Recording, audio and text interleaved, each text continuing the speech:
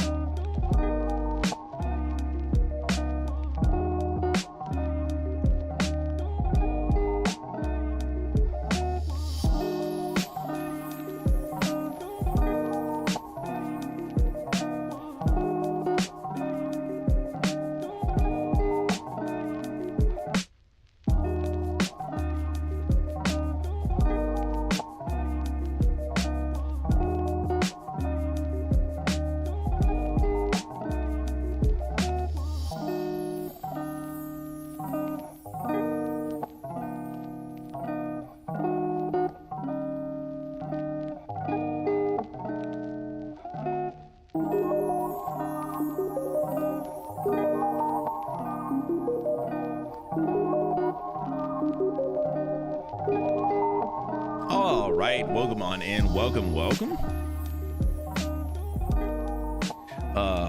Sorry, I think I'm just a minute or so late.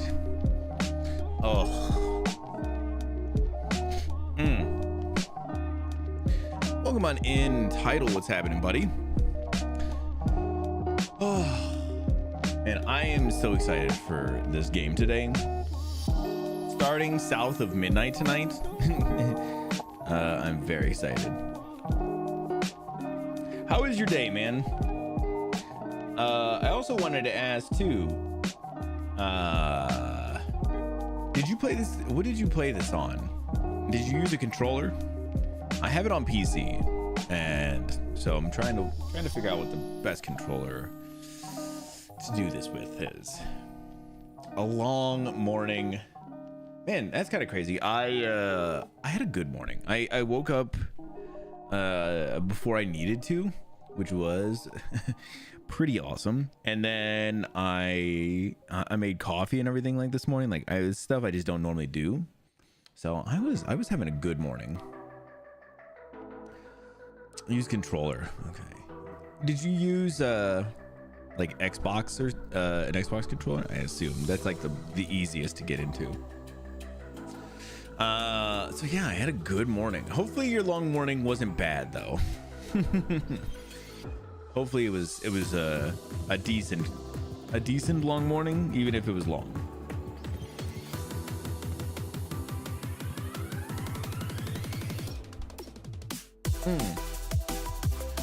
I did make some coffee today. I will share that I way over brewed my coffee.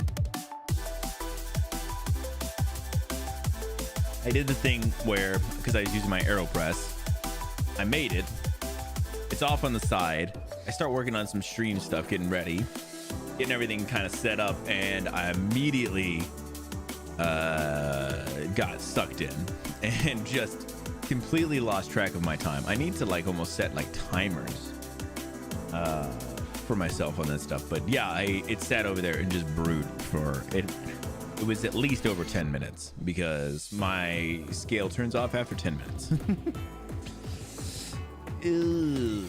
It actually zeroes out after 10 minutes. It doesn't turn off. So it was longer than that. So it's definitely a little over extracted today. Oops. Yeah. But on top of coffee, I also, Vash was talking to me, or brought me some of these Spindrift drinks. So I got some the other day when I was at the grocery store. And so I got this raspberry lime one. only to find out the raspberry lime is not great. But I am gonna drink them. So I did bring one down just so that way I can slowly work through it. Oops. Yeah, they're not bad. M chose it, yeah, but we were just choosing like two that we hadn't tried. So we got like a lemon and then a raspberry lime. And raspberry lime, to your defense, sounded like it was gonna be really good. It's just not. It's really weird. It hits you with a little bit of raspberry up front, and then I think it's something with the lime with it that is just kind of really off-putting in the back end.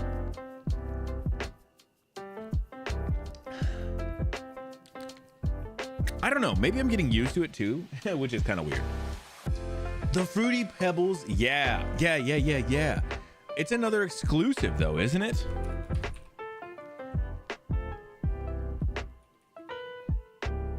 Oh man, I was telling Vash about that one. Oh, it's on Amazon. Ooh. I don't mind if I do.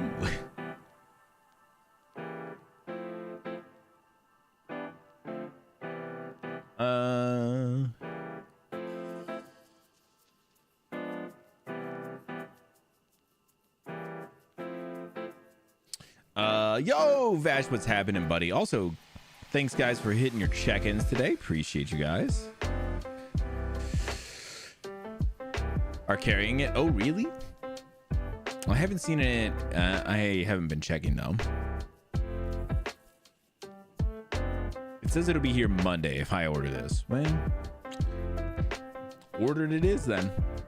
Got a case of those bad boys coming on Monday.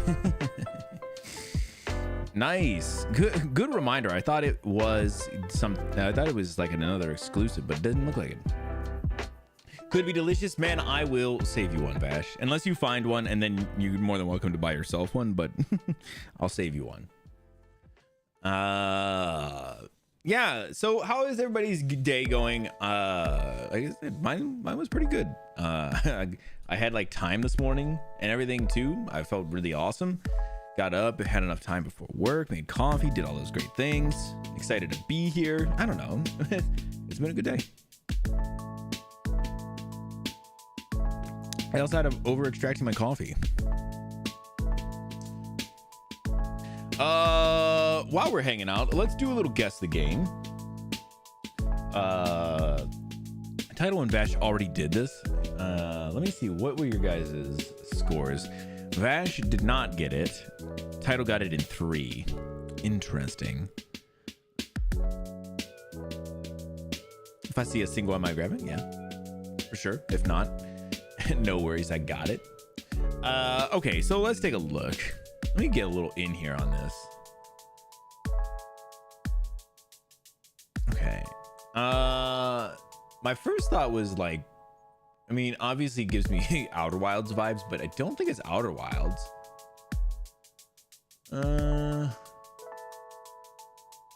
What is another game? You know what this kind of looks like, actually? It does look a little like Breath of the Wild, maybe? I don't know. It's kind of...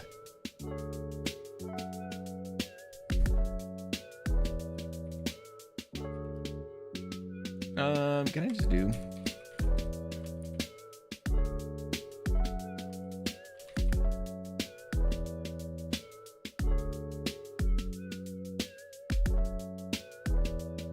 Oh, not that.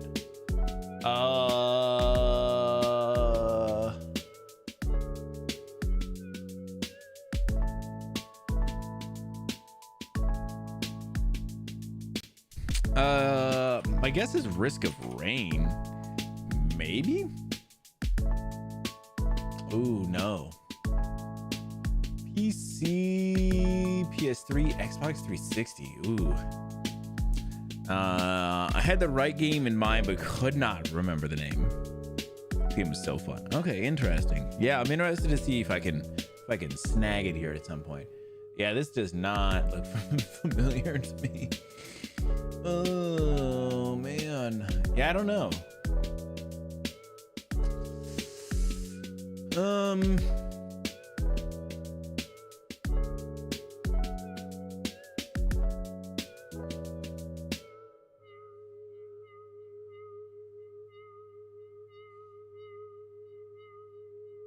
I was pretty into it when it came out. Oh, interesting. All right, I gotta get a skip on that.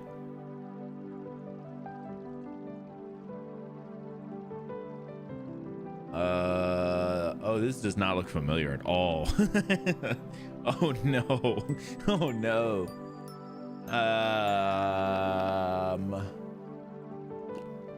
Yeah, none of this looks familiar at all. It's a game with arrows and a +5 something.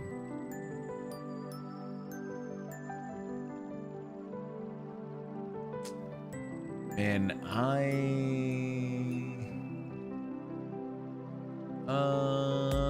oh, I don't know. Yeah, I don't know if I know this.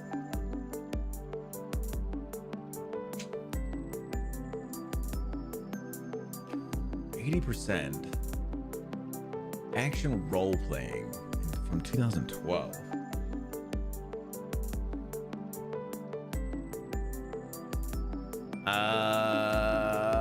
Big Huge Games.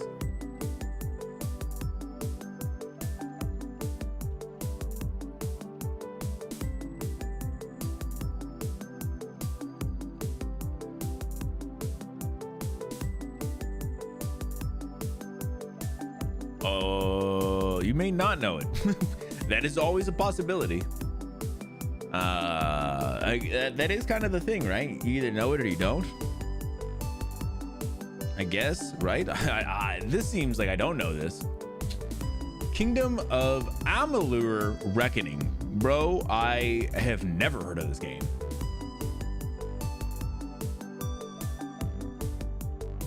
Kingdom of Amalur? Bro, are we sure this is real? That is it. I'm not. Kingdoms of Amalur.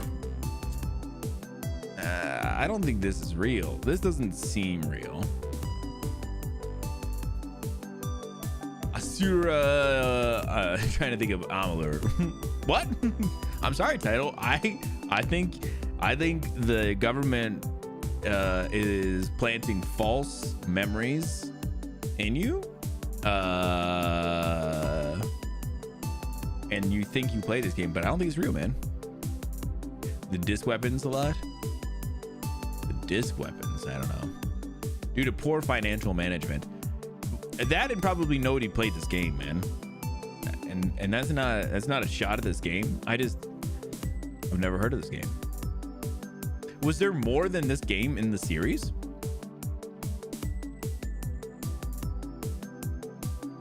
Big Huge Games. What else did they make?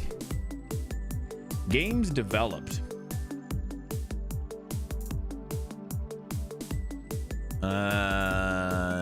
It was just the one. Yeah, it really was, huh?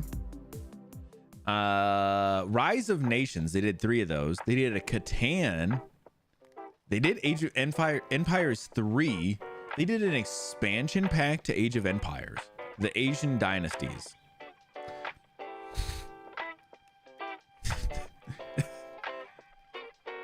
They did an Age of Empires 3 expansion pack. Not any part of Age of Empires at all, except for an expansion pack.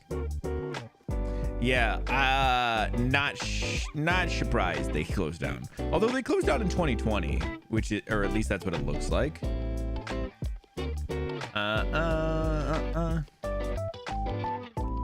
We shut down in 21. Oh, okay. Found I gotta post a pic in Discord. Thank you. Please do.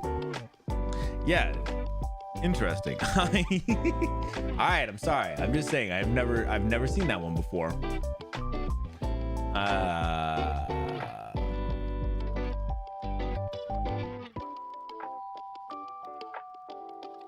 We'll do a little guess the movie as well. Let's see.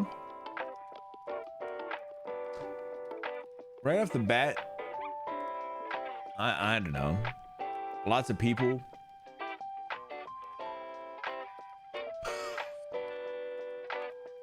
I was like, okay, this is pretty distinct. Like, I feel like maybe might be able to tell it. But then this is any movie that ever films near like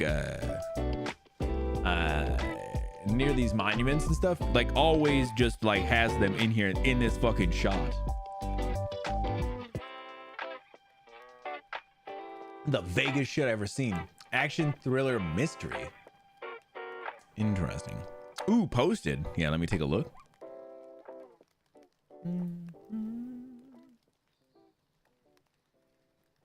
Oh shit, it is real, huh?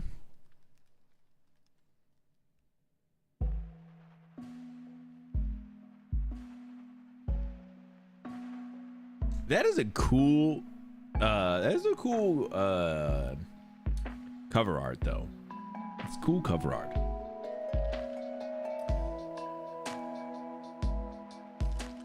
(2016) Man, this is all looks so like generic. Actor Matt Damon. Oh, is it The Martian? Oh no, it's not. Oh, it's one of the Bourne movies. Ooh, I do not know which one. It was just Jason Bourne. They had one just called Jason Bourne. Stop.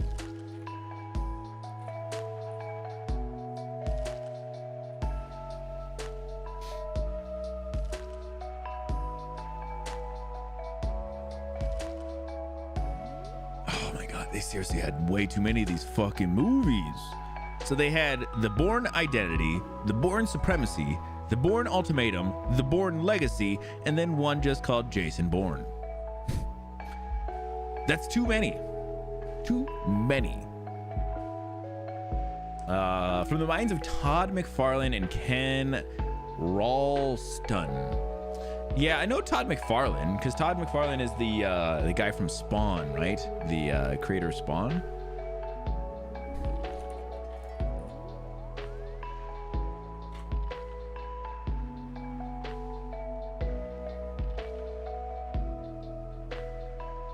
Yeah.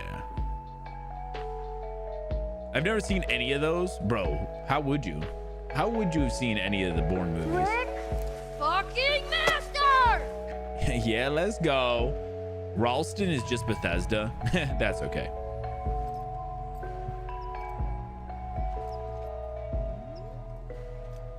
Is that a hug? Is that a That must have brought him a lot of peace. Whoa. What the bro, fuck? what?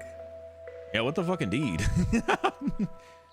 I've never seen that clip. That's a good clip. Yo, Plenty, how are you doing? Welcome on in. Howdy. Okay, let's do logo. Gimme. Okay, that was it. I don't know, line. Never mind. What about the house, guys? That is a hug. What a clip. I've never seen that either. Yeah, that's cool. That's a cool clip. Between Norman Reedus and Mads Mikkelsen.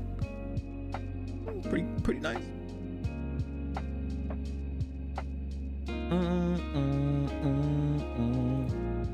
All right, this is in ON. What is ON?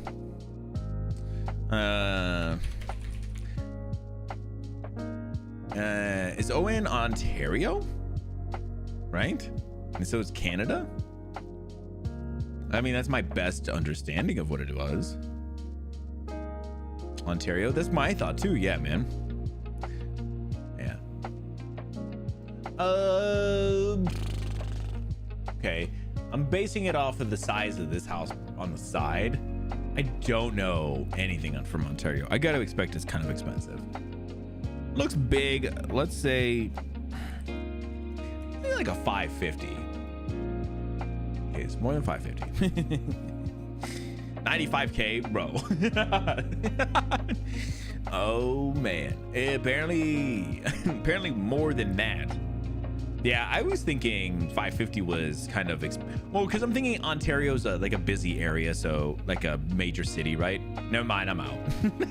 Shit, I'm out too, bro. More than $500,000. It was sold recently.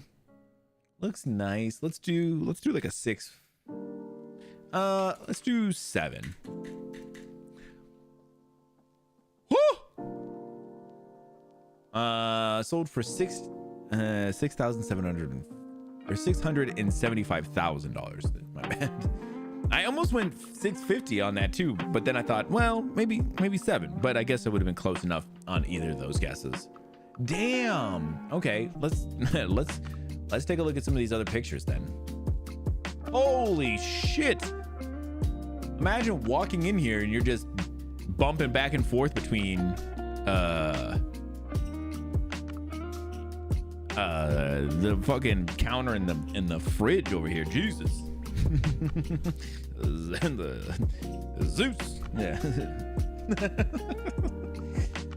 Oh man, I think the only reason this is so expensive is just because of Ontario. I mean, look, it's well decorated, which doesn't. I mean, like that's just like staging, you know. 3 beds, 3 baths. This deck on the back in the fucking fence does not look like it's in good shape either. Like you can even see like a part of the fence over here has been repaired. Like, yeah, this is definitely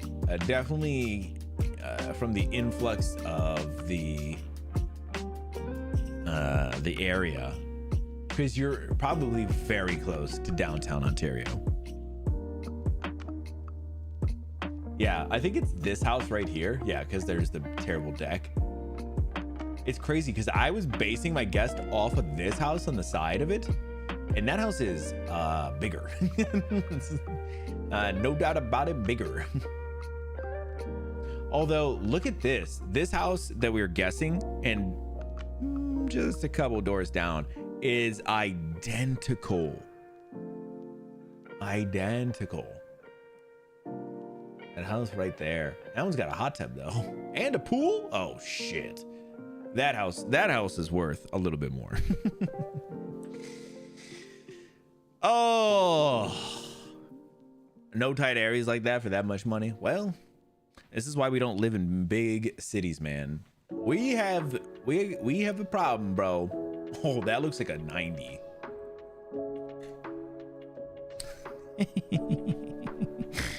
We have a problem. We live in Ohio, man. And in Ohio, housing just isn't that expensive. Like not for a house that size, you're probably looking at less than 300. And you're probably not that cramped up against everybody too. So in Ohio, that shit doesn't fly like that.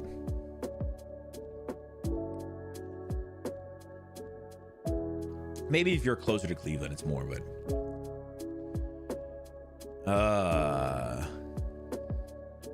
175. Damn. Okay. Yeah, I will say it was pretty small, all things considered. Although I didn't get a good look at everything there. I would like to have gotten a little more, but all things considered, yeah, was not worth what the price of asking was. Not even slightly.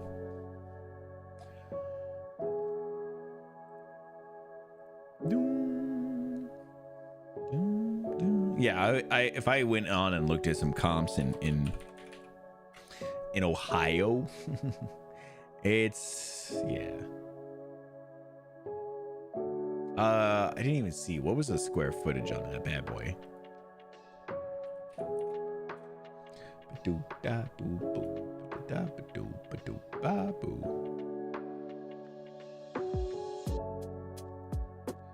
The lot size, it tells you the lot size, but doesn't. Okay, 1,168.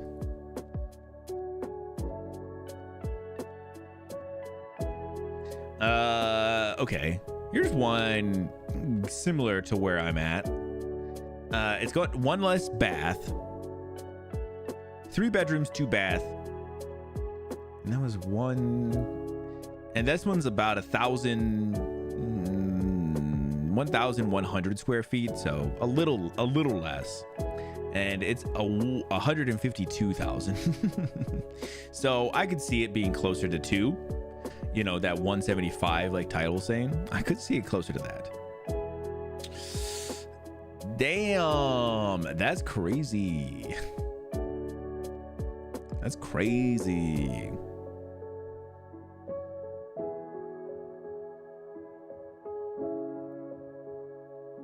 Damn. All right, so today we are going to be getting into a game called South of Midnight. I'm very excited about this game. I know not a whole lot about it, to be honest. I saw a little bit of Tidal playing it, but I did try to stay away a little bit because I did want to see it, a lot of it myself. But that being said, we're gonna do that a little later. First, we're gonna jump into a little bit of news, just some stuff that's been going on over the last couple of days. Most of it is since the last time I streamed, which was Thursday. And so we'll go ahead and let's get into a little bit of news, guys.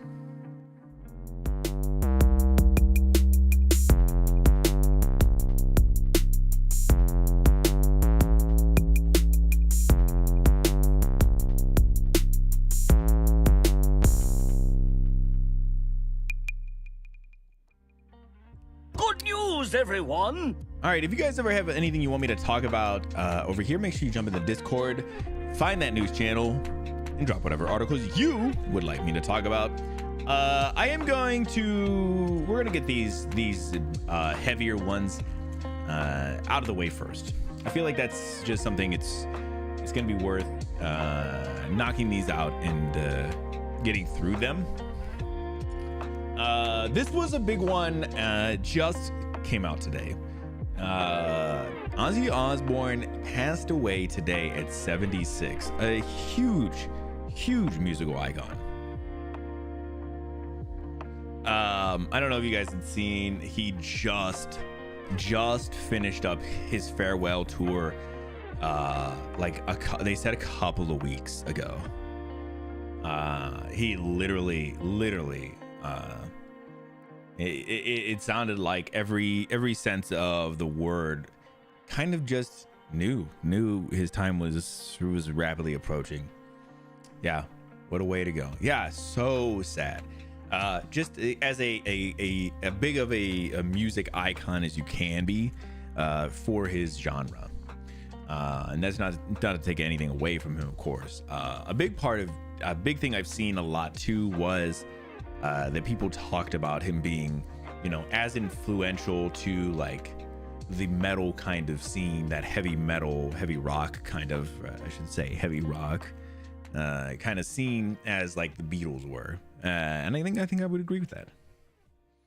I do want to read this article because I want to get through anything that this person is probably talking about, because they probably have a little more back insight to some of this stuff than I do. This is by Jim Farber. Ozzy Osbourne, who distinctly dark vocals and appetite for extreme behavior made him ideal frontman for the transformative heavy metal band Black Sabbath, qualities which also propelled him through an even more successful solo career, passed away at 76. It is with more sadness than mere words can convey that we have to report our beloved Ozzy Osbourne has passed away this morning. I read a statement released by the family on Tuesday from Birmingham. He was with his family and surrounded by love. We ask everyone to respect our family's privacy at this time, and no cause of death was provided. His death comes just weeks after Black Sabbath's final concert, which took place on July 5th and netted $190 million, making it the highest grossing charity concert of all time. That's crazy. I don't know much about what that whole concert was.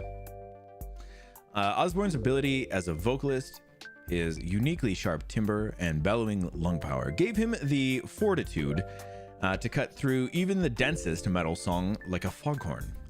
Starting with Sabbath in 1970, his voice helped define what heavy metal became. The image he inaugurated at that time became just as indelible. By voicing Sabbath's reliably morbid lyrics clad in the band's trademark funeral attire, he earned the nickname the Prince of Darkness. The credibility of that image at times struck Mr. Osborne as hilarious, though they all thought I lived in some Bavarian castle, and at midnight my bat wings came out and I flew around the battlements. He told British GQ in 2004. Osborne's solo career, which began in 1980, saw his notoriety soar through a series of increasingly outrageous and alarming antics, two of which involved decapitation. When I was in high school, you got to see him, dude. That's amazing. I really liked Black Sabbath when I was growing up. Wasn't a huge fan, but enjoyed, their stuff. I feel like as much as most people do. During a 1981 meeting with executives at his record company, he bit the head off a live dove to get their attention, while the next year he performed the same act on a dead bat while on stage, spitting the creature's blood on the audience for good measure. Yeah, see, that kind of stuff is a little crazy. I know it's a different time, but like that was always those things where I remember hearing and I was like, yeah, that's kind of weird. I know it's a lot of it was publicity, but it's a little strange. 1 month later, while wearing a dress owned by his later wife Sharon Arden, he urinated on a monument erected to honor those who died at the Battle of Alamo in Texas. As a consequence, he was banned from the city of San Antonio for a decade. Osborne later blamed all those actions on profound intoxication, a state he found he frequently admitted to maintaining for much of his career. One such binge escalated to the point where he tried to strangle Sharon by then his wife, an act he did not remember committing. It's one of the most regretful things, he told British GQ. I woke up in jail the next morning, thank God. She dropped the charges, and I didn't stop drinking. Even at the time, that was wild, right? But now, there's no way you do any of that kind of shit. And even some of this stuff is painting him not as always a perfect person. I feel like that's one of those things that sometimes when people pass, and this is not to ever degrade people, but remember that people are still human, and we still make stupid decisions, and we did stupid things. And he's no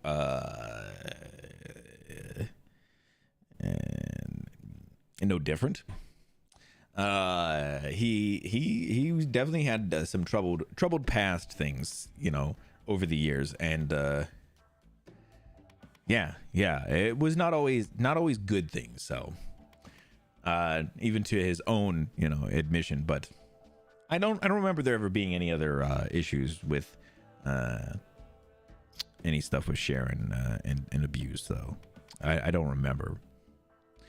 At the same time, Osborne appreciated the PR power of his out of control behavior. Part of me is happy, he told Rock Hard magazine in 1991, because rock and roll is a sensationalist business.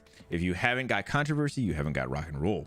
You've got fucking Phil Collins. Damn, bro, easy on Phil Collins, though, man. I like a Phil Collins. Osborne's image received an improbable overhaul when he arose as an oddly lovable TV star in the early aughts. Along with his wife and two children, he starred in the MTV series The Osbournes, one of the first family-centered reality shows and one of the network's biggest hits. The show, which served as a precursor to such powerful reality programs as Keeping Up with the Kardashians, presented Osbournes as doddering, gibberish-spewing dad, but one who adored his family unendingly. While some saw the portrayal as a contradiction of his devilish image, he viewed them as part of a piece. I'm just a zany ham, he told Philadelphia Inquirer in 2018. It's all entertainment. With Sabbath, Osbourne was inducted into the Rock and Roll Hall of Fame in Cleveland, Ohio. That's right. In 2006, all 9 of the albums he recorded with the band went gold, while 5 achieved platinum status.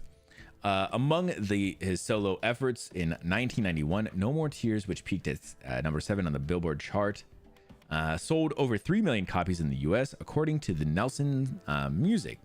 7 of his solo releases went top 10 on the Billboard 200, while 17 of his singles made the top 10 of the mainstream rock song charts, 2 hitting that list's peak. His creation of Ozfest in 1996, dedicated to his beloved heavy metal, became one of the most successful and enduring festival tours of all time, spawning affiliated roadshows from the UK and Europe to Israel.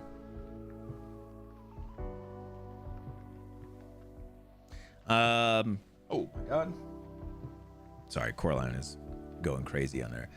Yeah, I won't go too much more here. I feel like that was a pretty cool, just like big overview of kind of a lot of the things that he did. Not everything, of course, but just kind of the I think a lot of the main points. Yeah, I feel like he was very like they hit it on the head. Man was so influential and controversial, but you know, a good artist all in all. And part of that comes with some skeletons in the closet. And yeah, it'll be sad. I know that it's not like there's been a lot of new music from Ozzy, but having him around was still always one of those things like, yeah, he's still out there getting it. He was still out there doing it, even till, you know, just a couple weeks ago. So yeah, super sad. And I wanted to make sure, like I said, I wanted to go over this one. Kind of, I felt like right off the top, I felt like it was such a big news and kind of worth getting off the out here quick, right off the rib. But yeah, we also had another death the other day too that I don't want to overshadow as well. Malcolm Jamal Warner, best known as Theo in the Cosby Show, passed away at 54. This one is super sad, so I don't blame anybody who does want to kind of peace out on this one. This one is crazy. Yeah, Malcolm Jamal Warner. I was trying to see like some of the things that he was in. I'm obviously the Cosby Show, but I thought he was in a couple other things, and I couldn't remember what. Was he? Oh my goodness, bro. Bro, this is not a good time. I need to look up some things here. I wanted to look up my man's and see. Oh my god, bro, he is killing me here. Oh,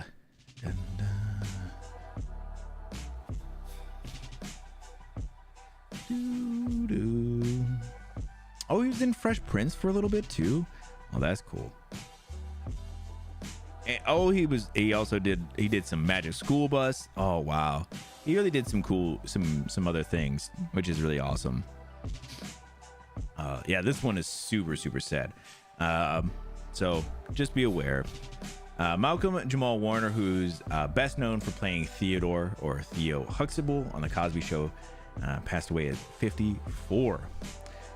Costa Rican National Police confirmed the news with ABC, saying the 90s star accidentally drowned off the coast of Playa Cocos Beach in Limon, Costa Rica on Sunday.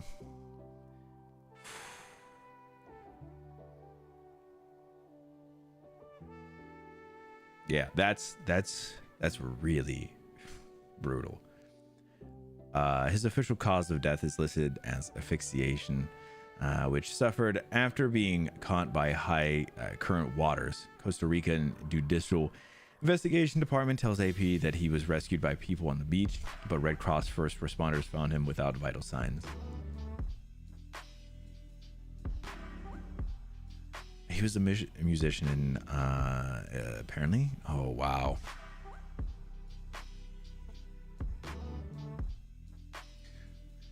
Warner played Theo throughout The Cosby Show's 8-season run from 1984 to 92, where he appeared as the son of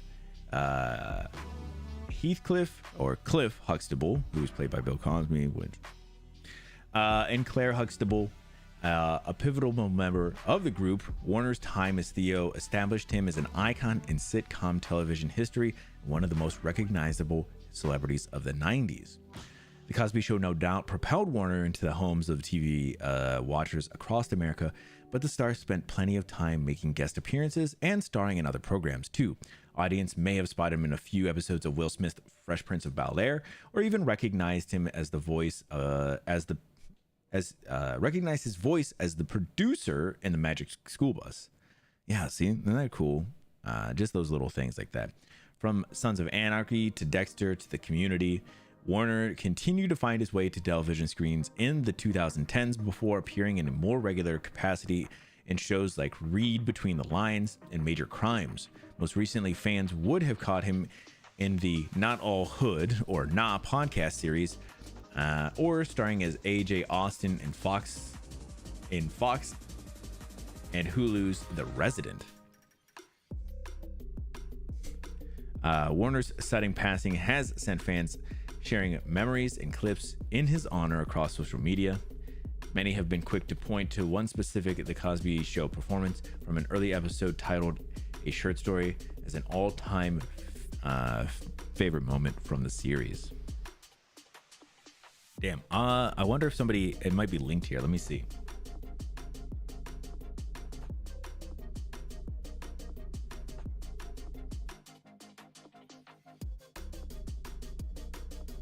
Sorry, I had to put Coraline down. He's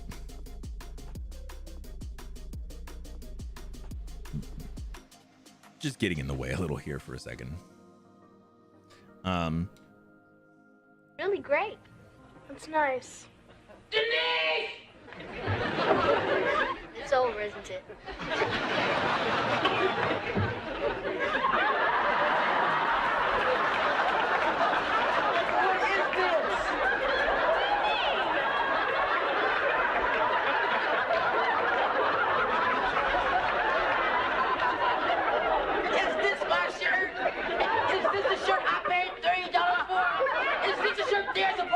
Important, Gartrell. You don't like it? Ask me the question again. You don't like it? I hate it. Look at it. Oh, it's the ugliest shirt I've ever seen. It's not that bad, is it? It's better than I could do. Look at these sleeves. My arm is the same length, worn out my sleeves. This collar's all crazy and its inside is too big. Well, maybe you tucked it in a little more. It's tucked into my socks. You are gonna pay for this. Mom, it's the last time I'm ever making anything for you again! Good. Yeah, just a really awesome actor, and definitely somebody just obviously taken way too soon. Oh, that's so sad, man. Yeah, just getting hit with some big ones these last couple of days. So man, I wish it's one of those ones too where like I mean, I would love to be like, man, it would be good to go back and watch The Cosby Show, but man, fucking Bill Cosby has really ruined that for a lot of us now. But yeah, finding stuff like that where you can find cool clips of him kind of doing his thing like that is awesome. So yeah, I don't want to bring all the mood down, but I wanted to get these done off the top just so that way we could kind of go over them and take a few minutes to just remember these people, because I feel like it's awesome to have been able to kind of experience their talents. So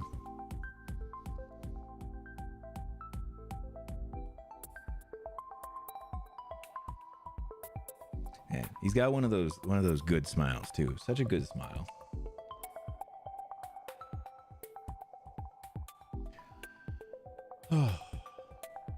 Yeah. real quick too. I was gonna circle back real quick and ask you about the Ozzy concert you got to see. Title. You got to see them in high school. What was he doing? Was it just him, or was he with Black Sabbath? Because I can't remember if he did separate touring and stuff at that time. All right, let's get into some things that are a little less heavy. You know, they may be some sad things, but they're not that same level. Microsoft is no longer offering movies and TV shows to buy or rent, but there are other ways. Eddie Makuch wrote this one. Microsoft has made a major change to what you can buy on your Xbox or through the Windows Web Store. As of today, July 18th, that's a couple days ago, Microsoft is no longer offering movies or TV shows to buy or rent. Anything you previously bought can still be viewed through the Movies and TV app, but Microsoft has removed the ability to purchase anything more. US members can sign up for Movies Anywhere to continue watching select purchased content elsewhere. If this news is upsetting to you and you want a refund, that's not possible. As Microsoft said, its terms specify that movie and TV shows are not eligible for refunds. Of course, because why would they be? Microsoft did not say why this is happening, but its FAQ about the shutdown mentions that Xbox and Microsoft Store users can buy and rent movies and TV programming through a variety of other sources, including Prime Video, Fandango at Home, Apple TV, and others.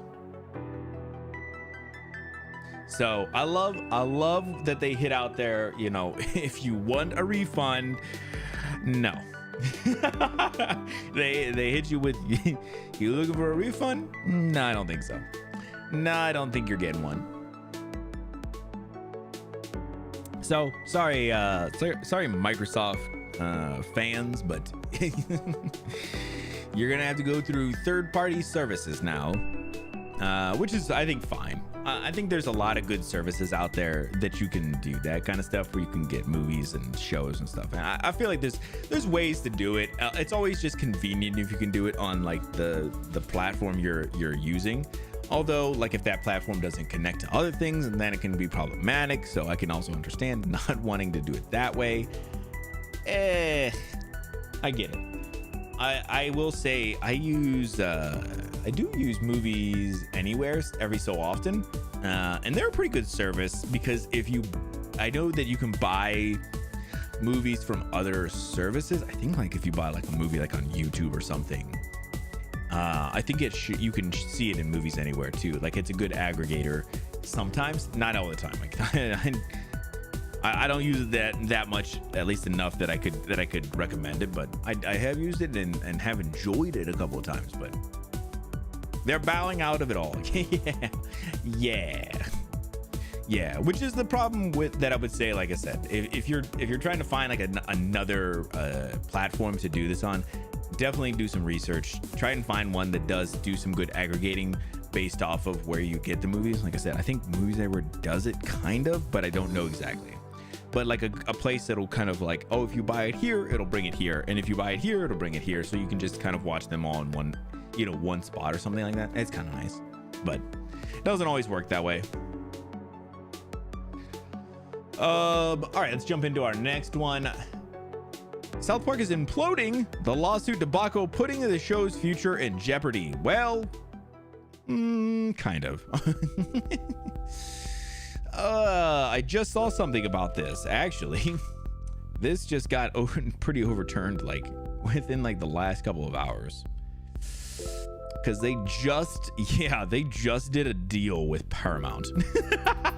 Let me find that Paramount one real quick, that Paramount deal that they did as well. We'll go over this and then we'll check out the Paramount one.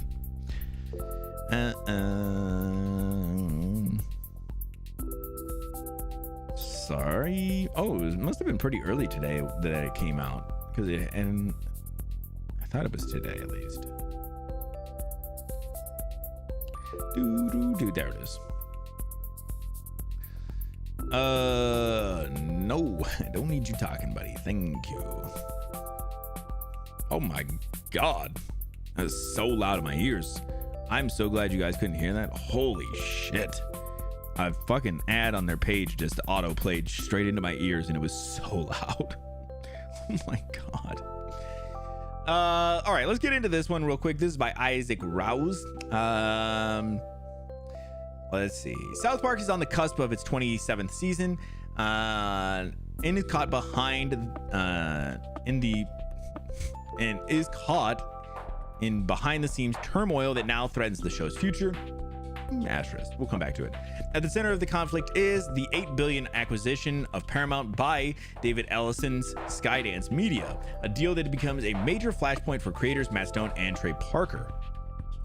The trouble really starts in 2019 when Stone and Parker's 50-50 ad-sharing deal with Viacom-owned Comedy Central came to an end. Stone and Parker followed it up by signing a 5-year, $500 million streaming rights deal with Warner Media, soon to be Warner Bros. Discovery, to exclusively streaming all existing and new South Park seasons starting June 2020 through mid-2025. Yeah, see? Later in 2021, the duo signed a massive $900 million deal with Viacom CBS, now Paramount Global, for 6 more seasons and 14 movies, now referred to as specials, to be streamed on Paramount Plus to help bolster its catalog. It also had the licensing rights to streaming all previous episodes of the series to international markets.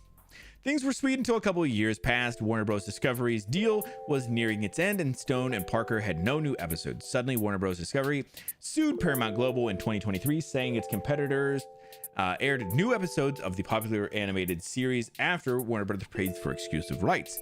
Warner Bros. Was upset Paramount got 2 pandemic specials while it was still waiting for new episodes for its new season, and that the specials should have been offered to Warner Brothers first. The 2020 pandemic slowed production for new episodes, but they were able to release 2 specials inspired by the COVID-19 experience, great, in September 2020 and March 2021, respectively. However, since they were South Park specials and not new episodes, Paramount felt justified, despite the specials first premiering on its own channel, Comedy Central.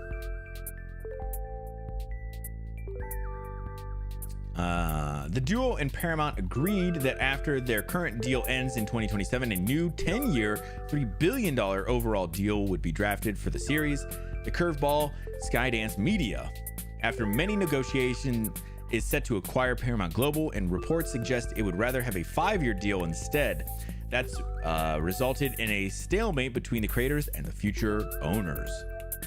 As the HBO Max, that's right, not Max, because they changed their name, deal approaches in June 2025 expiration, a high-stakes bidding war broke out involving Warner Brothers, Discovery, Netflix, Paramount, Skydance, and potential other platforms. Stone and Parker have accused Paramount of interfering in their ongoing negotiations with rival streamer like Netflix and Warner Bros. Discovery, both of which are said to have submitted offers to the host their series. They had some wild, complicated deals. Yeah.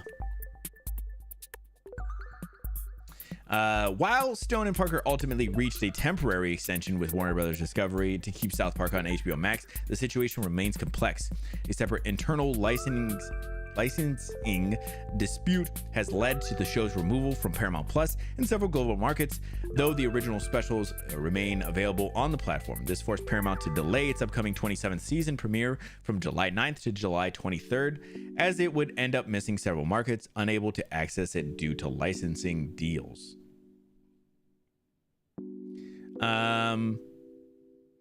Once the temporary deal, sorry.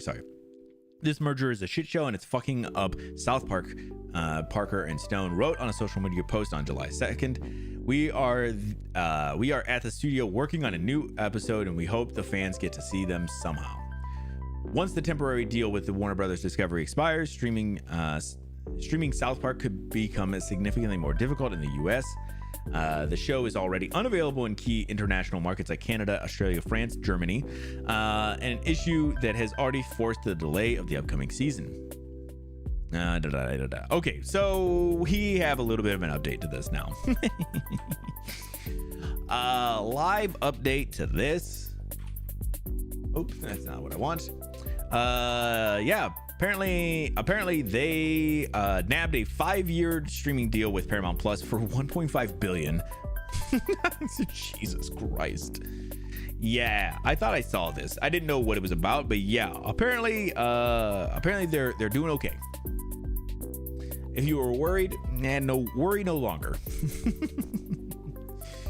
Jesus H. Lex Briscuso wrote this one. We can't get rid of Eric Cartman that easy, folks. South Park creators Trey Parker and Matt Stone are reportedly close to securing a major breakthrough deal for the show's streaming rights after lengthy and tense negotiations in the wake of the Paramount Skydance merger.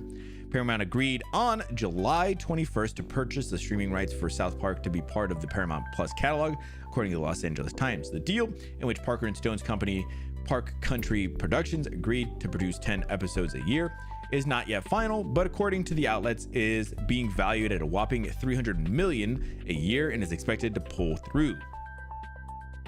The deal, which will span 5 years, will garner the streamer over $1.5 billion over the length of their contract, which makes this one of the most valuable franchises in television at the moment. To be fair, it makes sense. South Park took the world by storm when it debuted in '97 and blew up as a franchise in the years since, with countless specials, a theatrical film, video games, merchandise, and more. Yeah, so huge $1.5 billion. Just waking up from a nap. Welcome in, Casper. Yeah, Local Kitty, we just finished talking about, we were doing a couple of things right at the beginning of the news segment. I wanted to go over that one. Yeah, super sad, right? Yeah, that's a big win for Trey Parker, Matt Stone. Good for them. I could tell you this, I don't give a shit about South Park. I've always seen it as just kind of being edgy for being edgy's sake. There's probably a lot of more than that. I understand that. I'm sure there is, and never was my cup of tea. I did see like the movie, and I was like, that's fine. But I just never got into the show. Never like regularly either. But I mean, I understand they're great writers and everything. So, and they make a show that people really enjoy. And I think it's definitely worth that 1.5. To be honest, I actually believe it is worth it.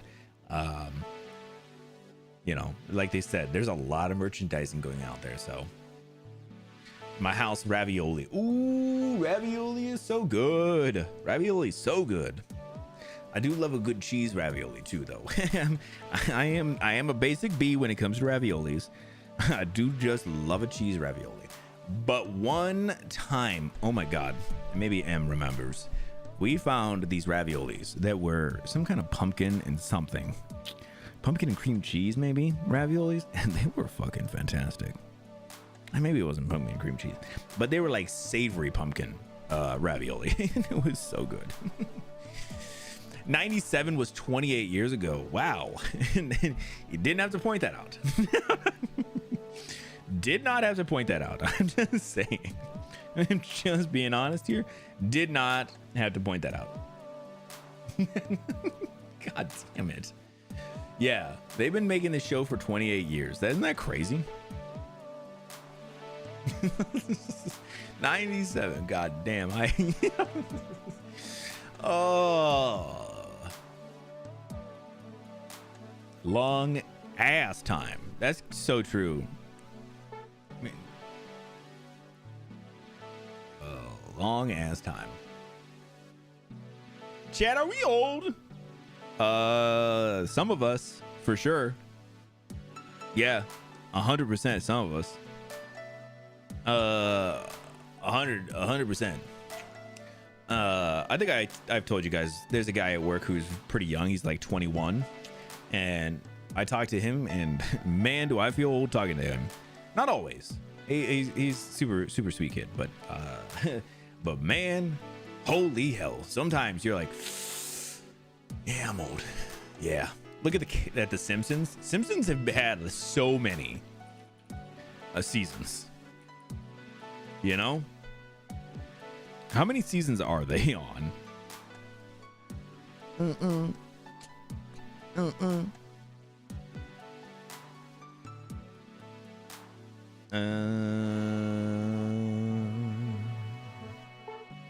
They are on season 36, or they just finished 36 seasons. Jesus H.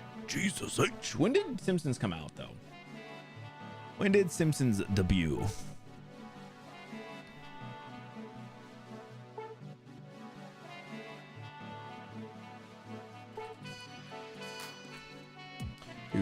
Do.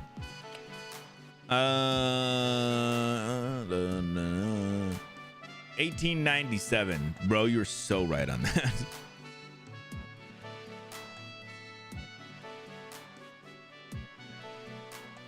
I think he means 1987, but I mean, it is what it is. How that happens just by talking to certain people. Yeah, it really does. Miss Nick at Night. Oh man, I used to because I didn't have a TV growing up. I didn't have a TV in my room. Like, I was pretty young, right? But my sister, she had a TV because she was older, and I used to sneak over to her room at night, and we would watch some Nick at Night. Well, I would watch some Nick at Night, bro. I used to put on, Three's Company was my fucking jam, bros. Three's Company killed. Three's Company was so good. I bet I'm the oldest or near the top. They're in the last season, though. They're on their last season? They're going to wrap up Simpsons? That's crazy. I always put on I Love Lucy. I Love Lucy was good, bro. I Love Lucy killed. Three's Company was just my jam. I don't know why. It was real good. What else? What other shows do they have on there? Let's see what other shows.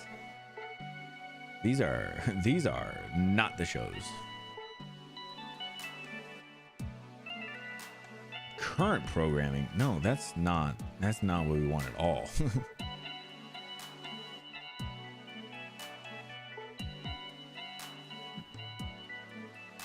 Mork and Mindy. Oh, bro, you're talking about some things. Brady Bunch, bros. How did we miss Brady Bunch?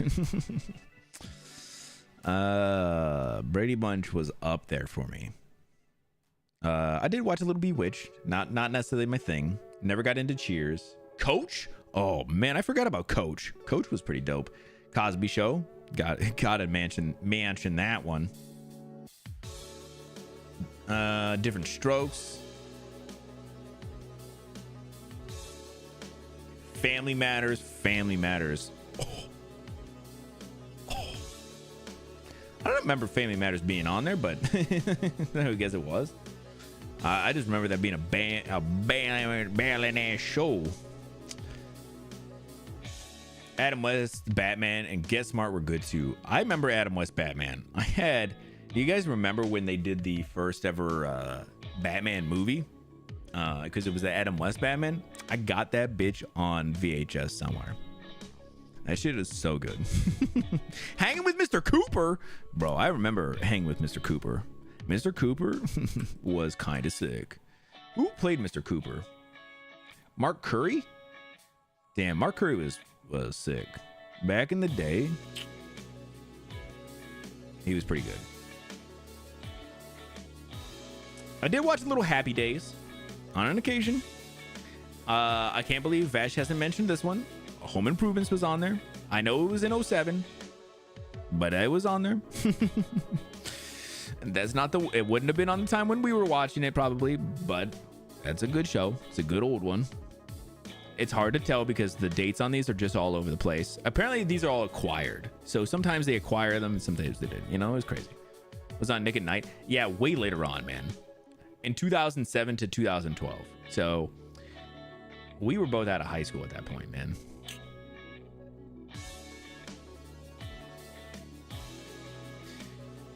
Married with Children. Ooh, Married with Children. I don't remember that one being on Nick at Night, but that one was sick. And also, I don't know if do you guys remember Married with Children? Because the mom is Katie Siegel or Sagal.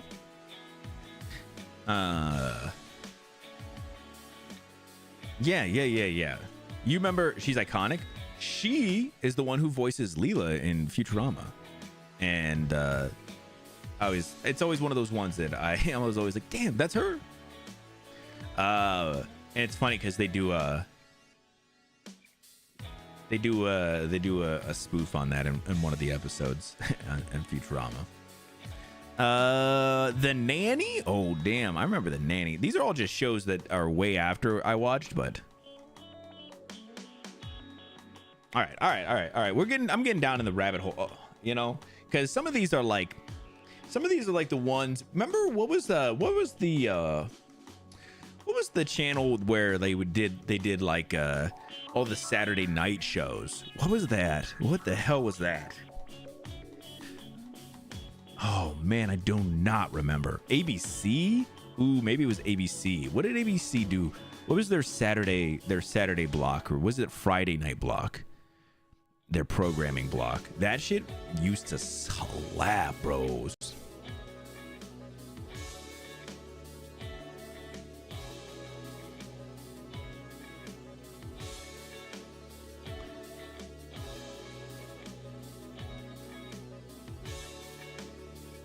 Maybe it wasn't them. I don't know. Ready to feel old? I remember being woken up by Power Rangers, Bobby's World, and Muppet Babies. Yeah, I watched Power Rangers growing up when I was young. Yeah, man, Power Rangers was sick, bro. I saw Power Rangers movie in theaters twice. I'll get into that story in just a second. Go on, what's happening, buddy? What was it on? I think it was on ABC or something like that. But I thought it had like, they always had like it was like, I thought it was like Friday night something. Friday night something. Holy shit, I can't remember what the hell it was. It was like a block of like 4 shows, and they were all on like a certain time. I can't remember. Scooby-Doo was great. So when I was real young and the Power Rangers movie was coming out, what year was that? Because it was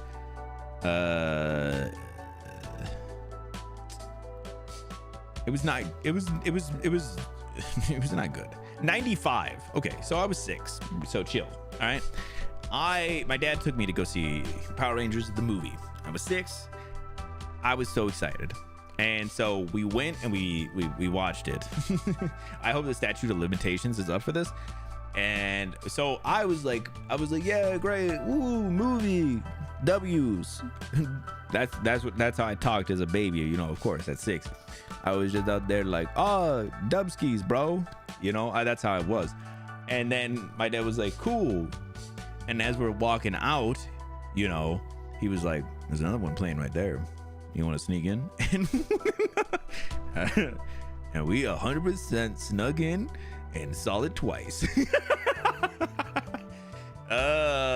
Man. My dad showed me very young how to sneak into a movie. My dad was such a fucking rebel back in the day. So crazy. So in 95, I saw that movie twice and only paid for it once. Cowboy Hat and All, that's correct title. I was like, yeah, yeehaw, Dubskis, bro. Yeah, I love Power Rangers. They had a fucking sick Power Rangers beat 'em up game. Yeah,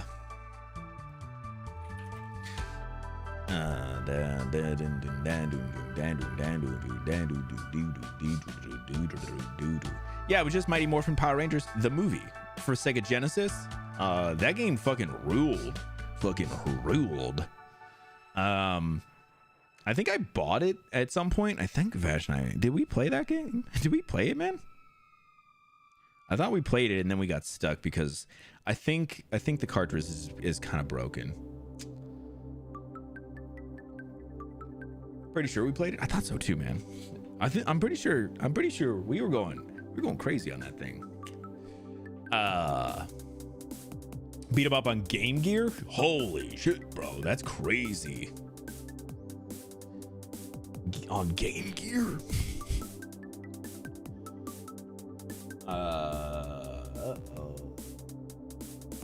I don't even know which one. Yeah, okay. Yeah, it was on Game Gear. Bro, wasn't that game so sick though? Wasn't that game actually sick? The movie was great too.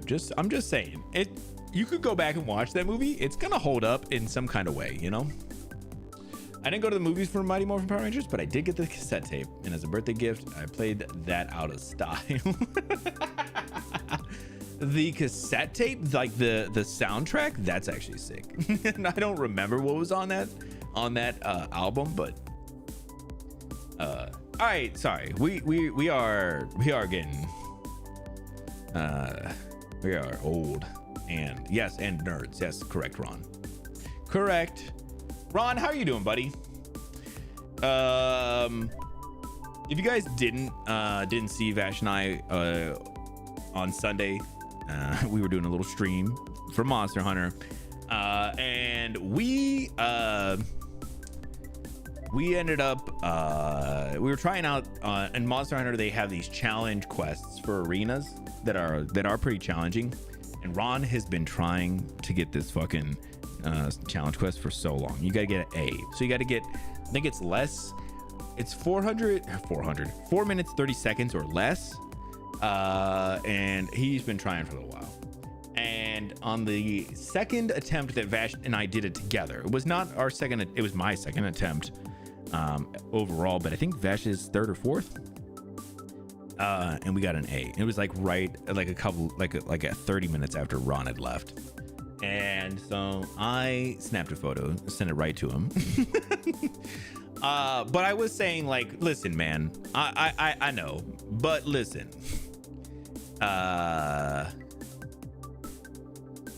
we're gonna get it, man. We're gonna get it, buddy. So on Sunday, if you guys are around, you know, if you're on YouTube, it's gonna be right here. If it's on Twitch, it's on the Wolf and the Kid channel.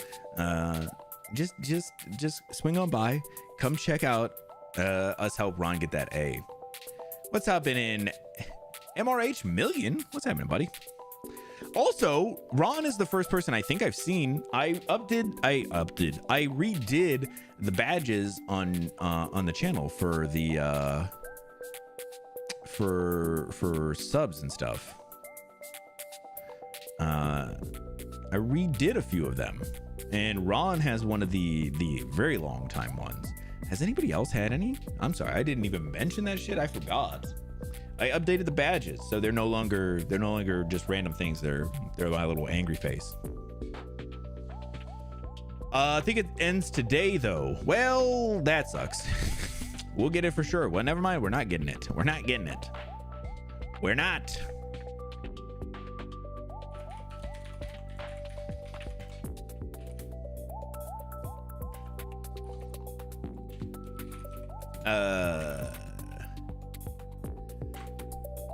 It's not up for the festival, bro. I don't know. Ron's saying it's not. I'm looking it up real quick. Hold up. Rewards, rankings, and notices. Where the fuck do I find this?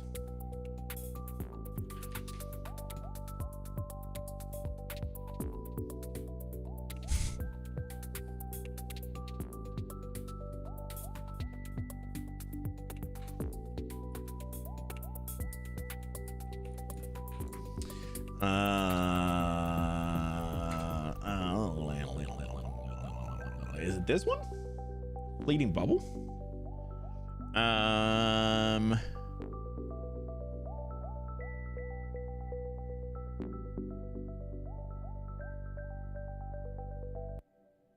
Wow, this is stupid.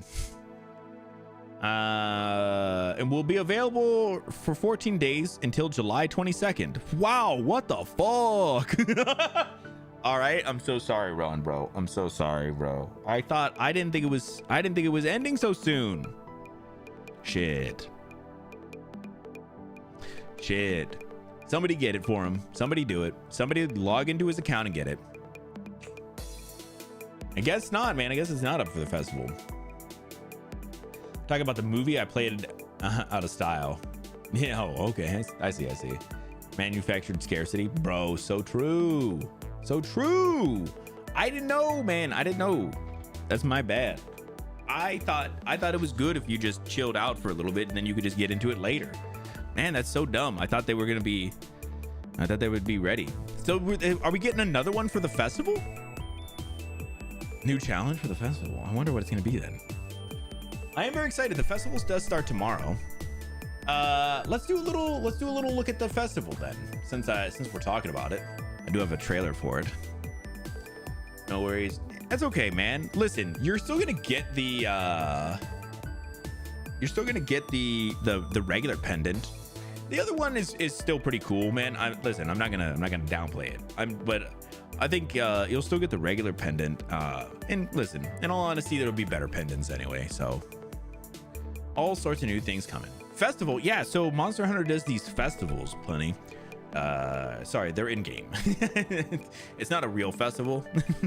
I mean, it is, but they do these little festivals. And at the beginning or during spring, they did a cherry blossom festival, and then for summer they're doing a festival starting tomorrow, and it's a flame feet festival. So here, I'll show you guys.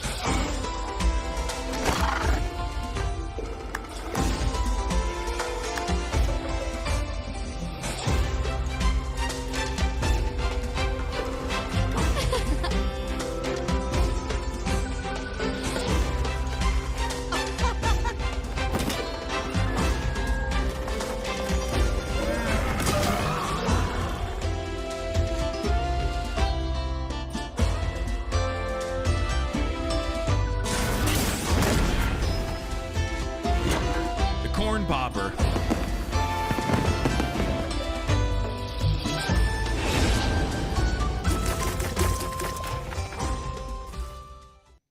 Oh, okay. So yeah, it's pretty sick. I am always so glad that they do these. These are so fun.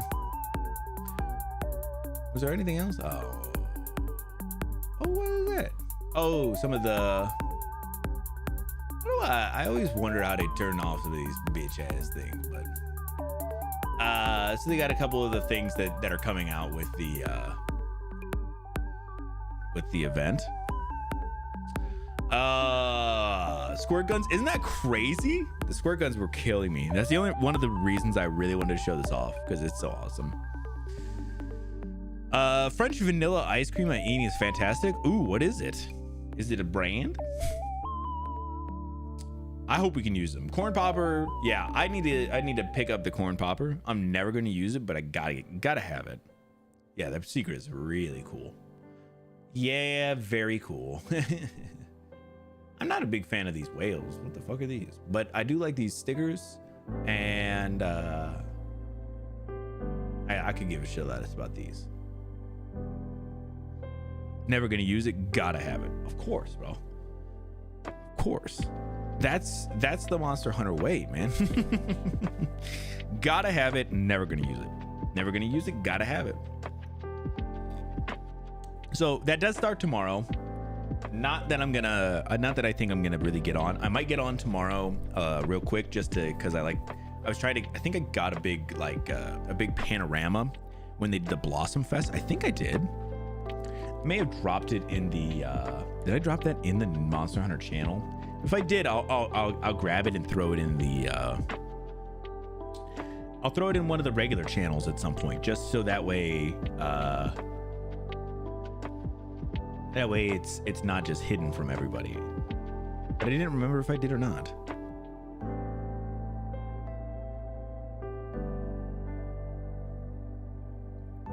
Is that my panorama one? It does look like panorama. It does look pretty good. Oh, that's from the other way though. Did I just get some pictures? Maybe I just got pictures. But I do want to get in there, get a panorama of the whole area, because I think it's gonna be beautiful. It's gonna be beautiful. All right.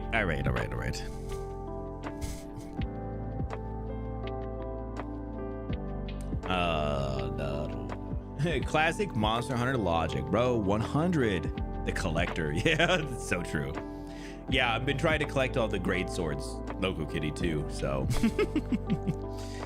I gotta have still. Same, bro. I got so many things, and the events are all coming back, so I'm so excited. More things to get. Rathalos Monster Hunter Final Fast 14 crossover mount yesterday. Holy hell. Hey, thanks for coming by, Ron. Thanks for calling us nerds. Have a great one, buddy. Bye. Yeah, make sure before you guys go, check out Ron's really sick badge. He's got the 3-year badge. I think it's the highest badge I have right now. I got to figure out something for like a 4-year. So I think I did them up to, I think I did a year. I think I did a couple up to a year, and then 2 years, and then 3 years. And then I'll do something for like 4 or something. But yeah, check those out. They're super, super cool. I feel like they are better in line with like what I think this is. I think it better represents the whole thing, what's going on over here. I mean, I guess if we're talking about it as well, like if you're on Twitch, make sure that you guys hit that follow. If you're on YouTube, make sure you hit that subscribe. It does really help. YouTube, I have been gaining a lot of traction. I mean, not like crazy compared to like a normal person, but a lot of traction over there, and everything helps. I think I'll take a look. 379 right now, and it's 15 plus 15 in the last 28 days. So definitely get in there, hit that subscribe. It's free on Twitch, on YouTube, all those things. Not the subscribe on YouTube or on Twitch. Twitch is the follows are free, and I appreciate everybody. Thank you guys. I'm gonna try and do a call out like once a stream. That's kind of my goal right now. Hell yeah, nice work, bro. I feel so good about it. One of these days, that number is gonna have 4 digits in it. It's gonna be crazy. Let's get into this one by Michael Kripe. Judge Dredd movie in the works with Taika Waititi as the director. This is kind of interesting move. Taika is, I mean, pretty wild. So he did Thor Ragnarok and Thor Love and Thunder, plus Jojo Rabbit, which if you guys never saw Jojo Rabbit, again, I'm gonna tell you, fucking watch Jojo Rabbit. That movie is really good and such a worth watch. You gotta turn it into a comedy, dude. It's so crazy that that's what ended up happening with the Thor stuff, because Ragnarok was definitely funny, but like it was still good. And Jojo Rabbit was really good and not very funny at all. But man, I don't know what the fuck happened to Love and Thunder, but that movie was weird. He's also directing some Star Wars stuff. Yeah, I can get behind Star Wars. I feel like that's one that you can get a little goofy with. I was scarred by that Thor, bro, 100%. But go check out Jojo Rabbit because it's before that and it's really good. Thor Ragnarok and Jojo Rabbit director Taika Waititi is reportedly attached to a new Judge Dredd film. This seems weird. Information on a Judge Dredd revival comes from THR, which says the Oscar winner will develop the film with the hopes that it could spawn additional movies and show should it perform. Poor details and a release date remain under wraps, but the project is said to pull from more comic book sources material with a focus on world building and dark humor rather than any of the previous movie adaptations. Dark humor? I don't know. Dad bod Thor?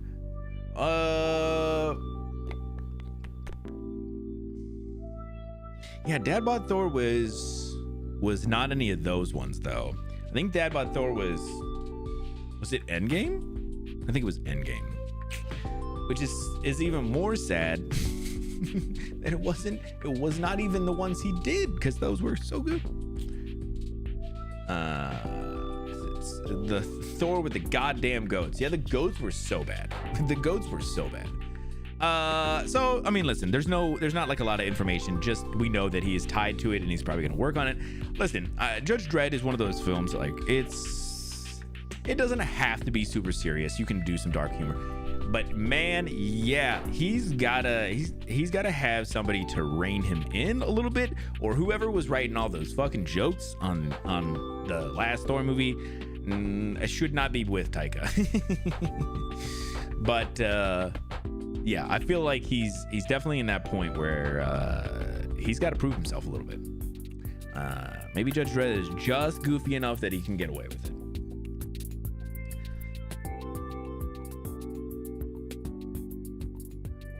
Get this many reboots, right? How come there's not the other mechanical guy? The other mechanical guy. I know Dredd's not a machine, but I was trying to think of what's the other guy. Who's the robot? The robot cop. I'm such a fucking idiot. I said that and knew exactly what I meant. I was like, who's the robot cop's name? It's fucking RoboCop, you idiot. Oh my god. Damn, that name is so spot on though. Tron? That's correct. It's definitely Tron. Yeah. Yeah, I feel like RoboCop would be a good one for him to jump into if he ever wanted to. I feel like that one deserves it. We get 2 new Dredd movies and no new Spawn. We're getting a new Spawn at some point. They've been working on a new Spawn movie for a while. Shit, right? I thought they were making another Spawn movie. Are they not? Am I dumb?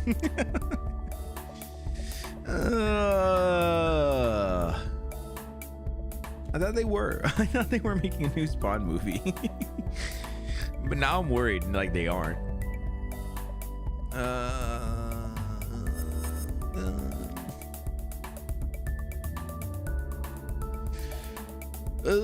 Dude.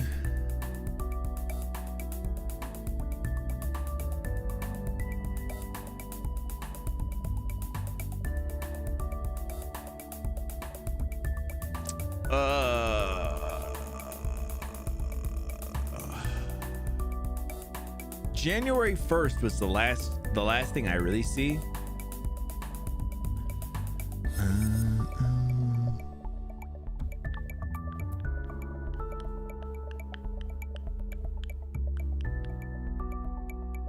Yeah, I don't know. I think they were working on something, but I don't know. The reboot of RoboCop?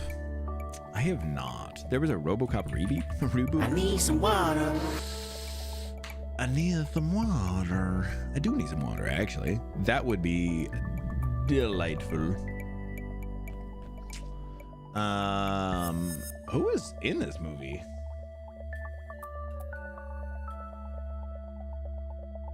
Joel Kinnaman? That's crazy. That's crazy. That's him. He's kind of not a huge actor, but Michael Keaton was in it. Oh no. You drag Michael Keaton into that shit? That sucks. All right, sorry. I'm gonna get this is a little bit of this is a sparkling water, a raspberry lime sparkling water. That's what I'm gonna get a little hydrate with.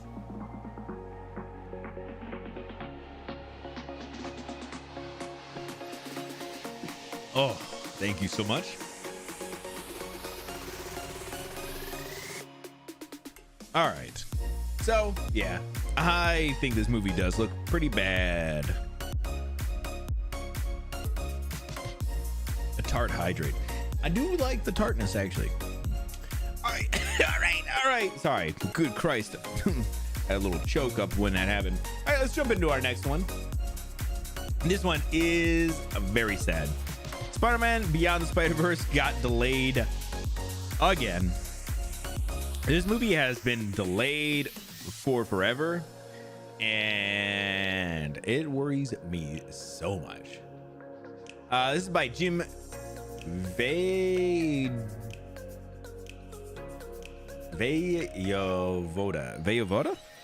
I think the J is like a Y, maybe. I'm guessing. Vejavoda. I don't know. I'm so sorry, Jim. I don't want to mispronounce your last name, but it's a tough one. I'm sorry. His name is right up there if you want to see it.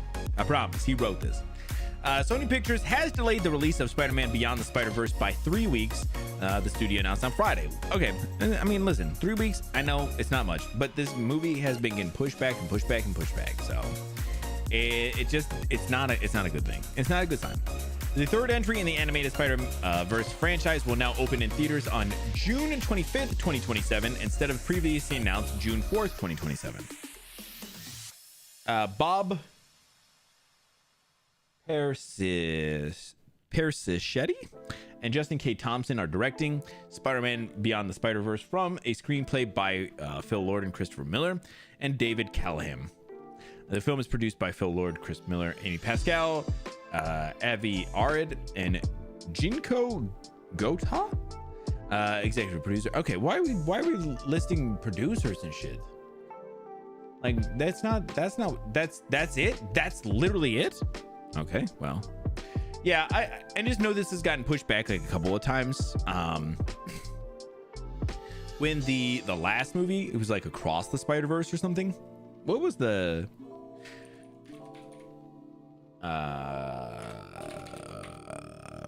Into the Spider-Verse, Across the Spider-Verse? Across the Spider-Verse was 23, and I think that they expected to have this out in like a couple years. So I thought that I think that the idea was that it was going to be like 25, maybe 26, and then it's kind of gotten pushed back and pushed back and pushed back. So unfortunate. Yeah, it makes me a little worried about how this movie's gonna end up being, because Into the Spider-Verse was really good. Across the Spider-Verse ended up being pretty good too. I think it's one of those ones where the Beyond or Across the Spider-Verse was very much like one of those ones where it lives up to the, or just lives up to the movie, and it was good. But man, Beyond the Spider-Verse just seems like it has struggled, and it feels like there's no way it can recapture. I think it'll be fine. Maybe. But I feel like it's gonna struggle to really get people going. Should have done a two-parter. That'd have been nice, but they really opened up a lot of things in the movie, and they haven't paid much of it off. Across the Spider-Verse was a lot of setup, and they have a lot of things they need to finish. I don't know what they're gonna do, but yeah, very unfortunate though. All right, let's keep moving. Oh, this one's a little bit funny. Leaked pricing suggests the ROG Xbox Ally X might be the most expensive Xbox console yet, which probably isn't the award Microsoft is aiming for. Says by Andy Edster. That is crazy. Microsoft may have announced the ROG Xbox Ally range as an Xbox you can hold in your hands, but it looks like gamers may have to pay a tidy sum for the privilege. Spanish gaming website 3D Yugos spotted what looks like a leaked listing for both the ROG Xbox Ally and the ROG Xbox Ally X on the Asus store for 599, is that euros? And 899 euros respectively. Is the E a euro? Because I'm just gonna say I don't know. Translated directly into freedom dollars, that would make the ROG Xbox Ally roughly 700, and the X variant an eye-watering $1,050. Though it's likely not to be a one-to-one exchange. In fact, Europe often gets the worst end of the stick, and the final dollar price might be a fair bit lower. Holy shit. $1,000 is crazy. Just get a PC. Yeah, for sure. Yeah. How much is the Steam Deck again? Oh, the Steam Deck is a couple $100. The Steam Deck is a few $100. You can get a LCD Steam Deck for $400. And then all the way up to a 1 terabyte OLED for $650, which $650 is a lot of money, but that is like their highest end version of the Steam Deck. That's like an upgraded screen, 1 terabyte of internal storage.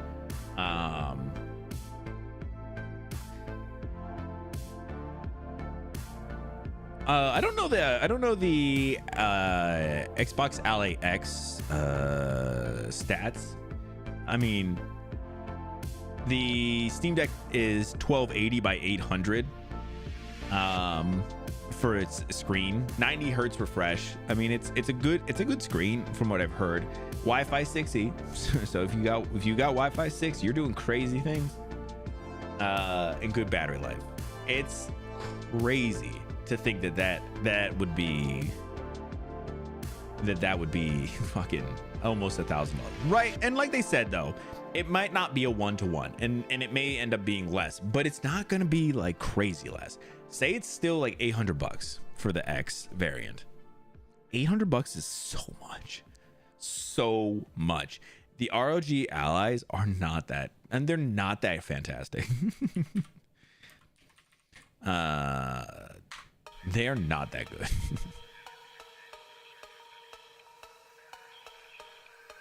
I'm just gonna try and take a look. I mean, they're not bad. I shouldn't be a dick about them. They're not bad handhelds. They're just not. They're not like revolutionary in the sense that you're not gonna get it and feel like wow, this is so much better than the Steam Deck.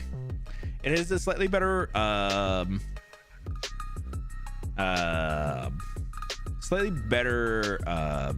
screen. It's a full 1080 screen. It says it's an IPS though, so it's not a OLED, which is okay. It's fine. It's not a big deal. Storage 1250.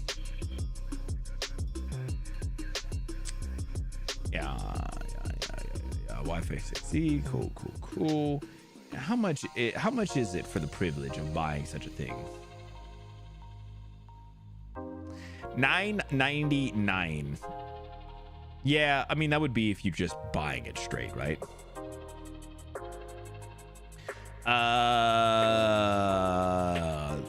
Ally, wow, this is tough to see, because I was gonna say the Ally, the regular Ally X,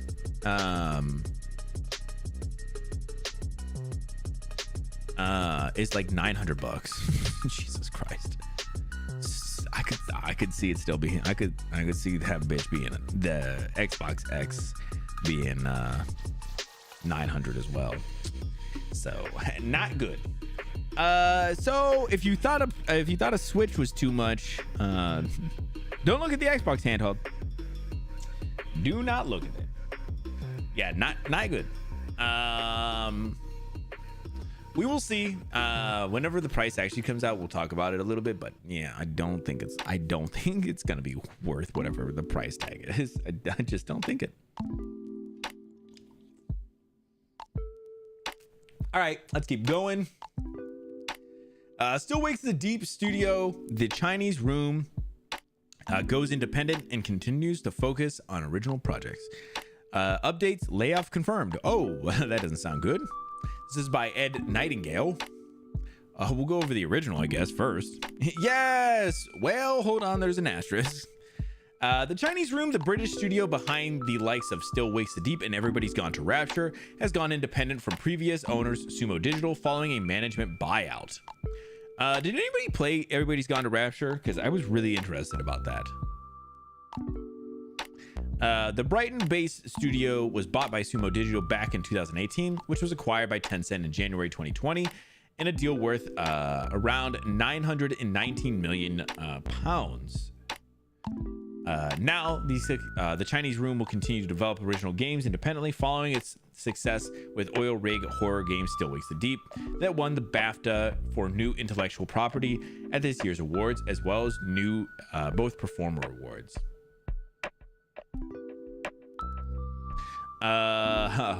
But the Chinese Room has confirmed the layoffs at the studio following its split from Sumo Digital. Following the divestment process, a number of roles were regarded as regrettably made redundant. The company's most person-told game developer. The specifics are confidential, but the studio is currently 55 developers. This was a very difficult process as we sought a future for the studio outside of Sumo. No more layoffs are planned as the studio moves forward. Yeah. That sucks. I mean, I'm very glad that they were able to become independent. That's very cool. It sucks that some number of people are going to lose their job for it. I don't know. How do you guys feel? Is that a fair trade-off? If it's like, yes, you can become independent, but you are gonna have to do some layoffs. Because to me, that's tough. I think in the end, it's going to be better for the studio to be independent from Sumo Digital. But I don't know that doing it at the cost of people's jobs is my favorite thing. So how do you have redundant positions when you separate? That's a great question. I wonder if Sumo Digital required them to have those positions, and when they became when they separated from them, they ended up being like, yeah, these positions are not good. I played Everybody's Gone to the Rapture, but I barely remember it. Yeah, I thought it looked really interesting, but I didn't know anything about it.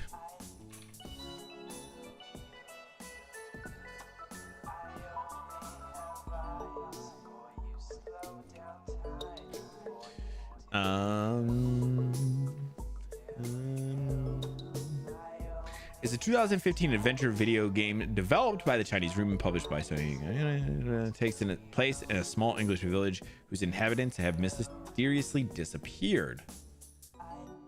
Yeah.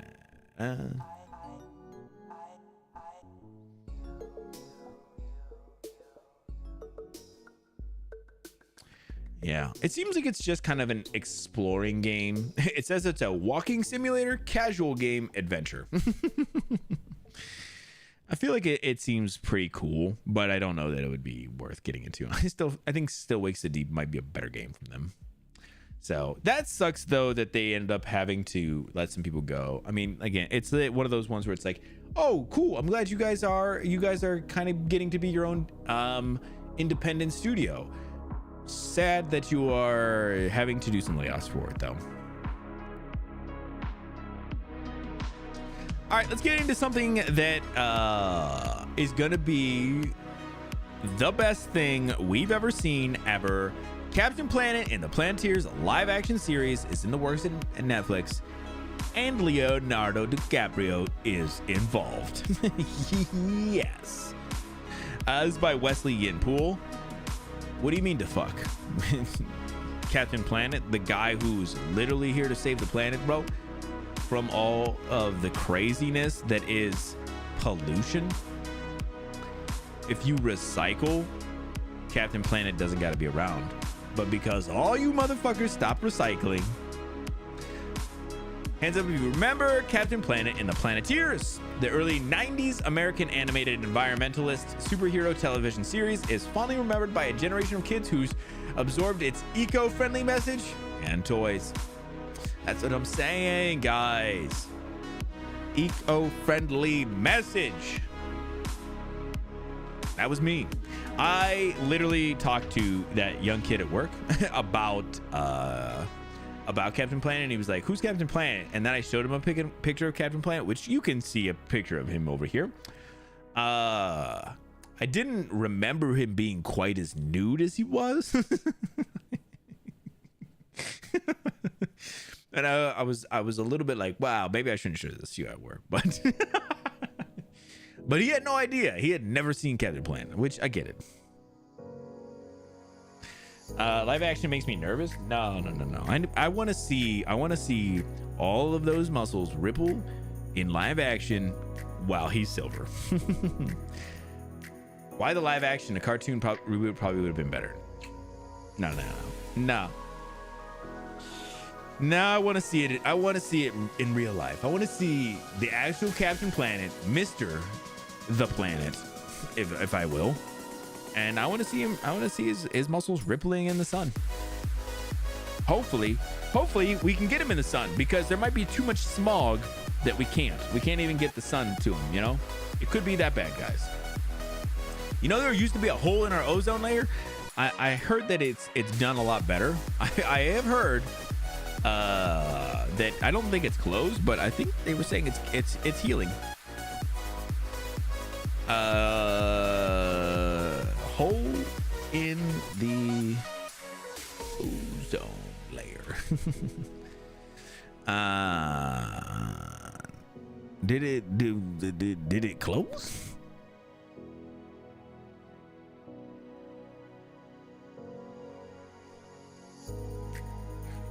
Closed?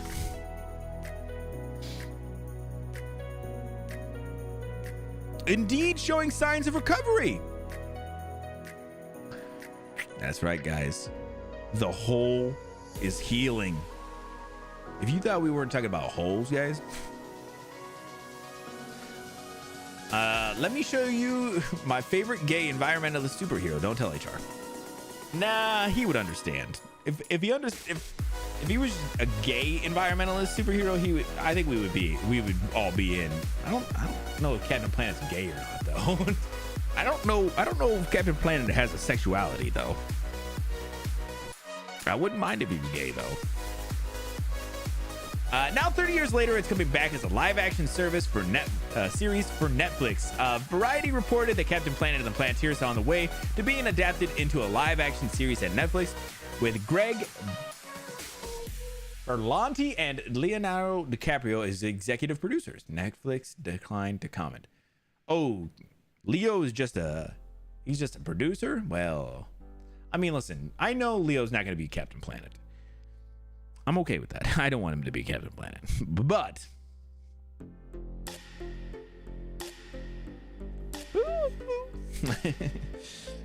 I'm in. I'm ready to see a trailer.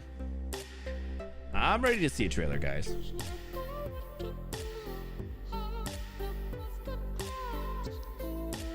I'm ready for a trailer. All right. Nothing more to say here. Let's get into this one first, because I don't want to talk about there's some Ubisoft stuff that we'll get into here in a minute. Damn, news is gonna run a little long today, but that's okay. let's get into this one. So there's the official trailer for Predator Badlands. I wanted to show this off because I was such a big fan of Prey. Again, if you've never seen Prey, guys, I think it's still on Hulu. So if you have Hulu, check it out. It's a very good Predator movie, but it's actually a really good movie in general too. So it's definitely worth checking out. But this is kind of a sequel, not really, but it's by the same person who did Prey. And I'm very excited to see what they do next. And so this has been it. It is Predator Badlands.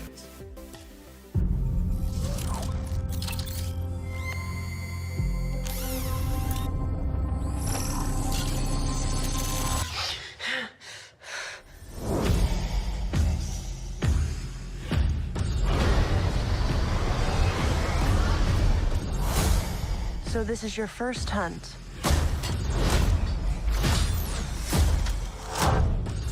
And you've come to the most dangerous planet in the universe.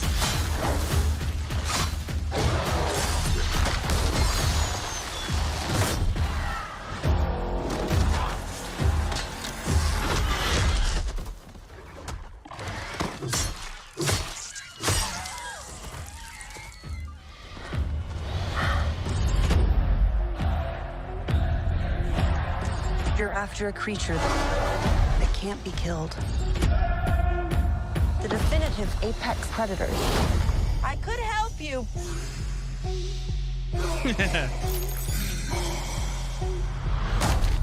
Well, good luck with your journey.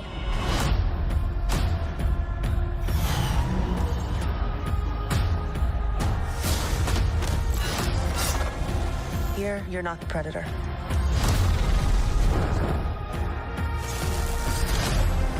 You're the prey.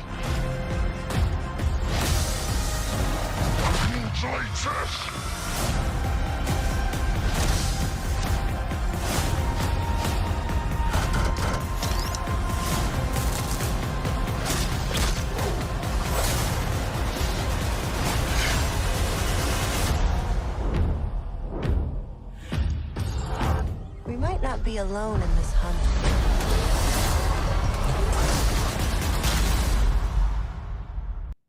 Ooh.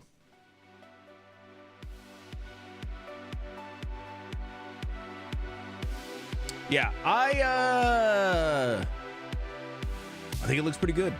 It's a kind of an interesting concept based off. I mean, it's different than a lot of other Predator movies, and Prey was like that as well. Prey was very different, and that's what made it so interesting. It was a different kind of setting.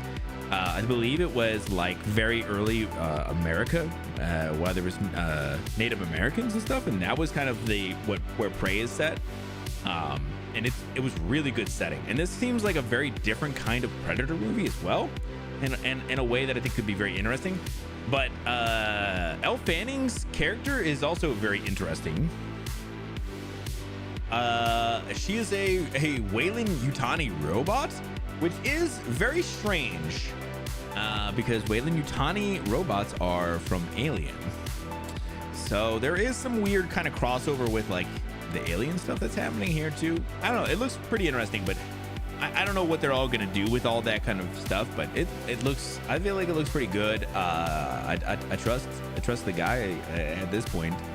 I'm very interested to see what they end up doing. Also, did you guys see that there was gonna be a Hellraiser game that just got announced? I think today.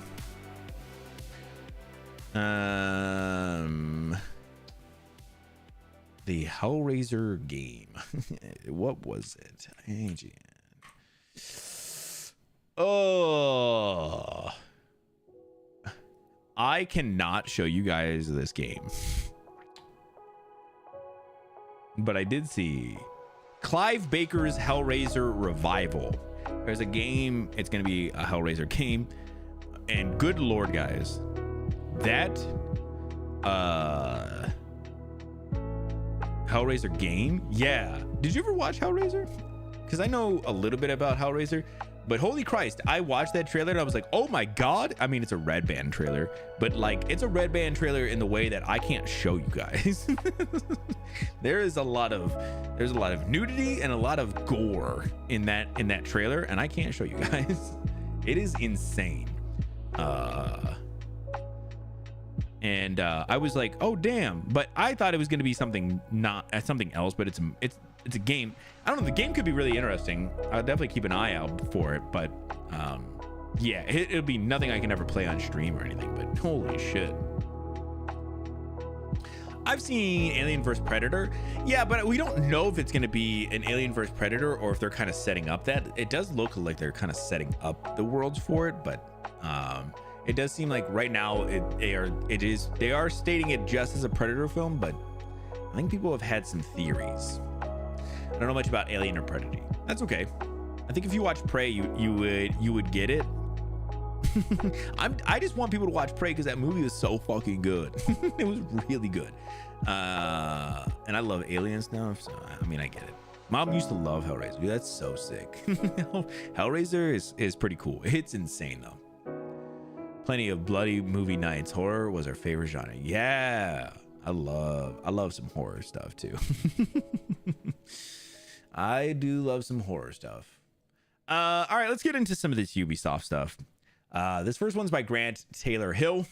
Ubisoft says monetization makes the player's experience more fun. You know, Ubisoft. Ubisoft recently published a 400-page universal registration document and annual financial report that covers everything you could ever hope to learn about the company. One tidbit that's being taken away with reckless abandon is a mention about the company's monetization model and the impact it has on players. You'll laugh when you hear that what Ubisoft thinks about game microtransactions. The supersized Ubisoft report covers every facet of the company's performance and development between 2024 and 2025. It's available for anybody with a keen eye for facts and figures to leaf through, if that's your kind of thing. One of the most glaring notes that cropped up on the 10th page of the document pertains to Ubisoft's group business model and strategy. The page opens with a note that Ubisoft is a leader in the video game industry and stands out thanks to unique production organization. So Ubisoft thinks they're a leader in video games, and they think they have a unique production organization. Yeah, sure, whatever, buddy. I think that's something related to nepotism, but I'm not an expert. Oh my god. As the page unravels, Ubisoft representatives dip into the subject of monetization, which is where a little delusion might creep in.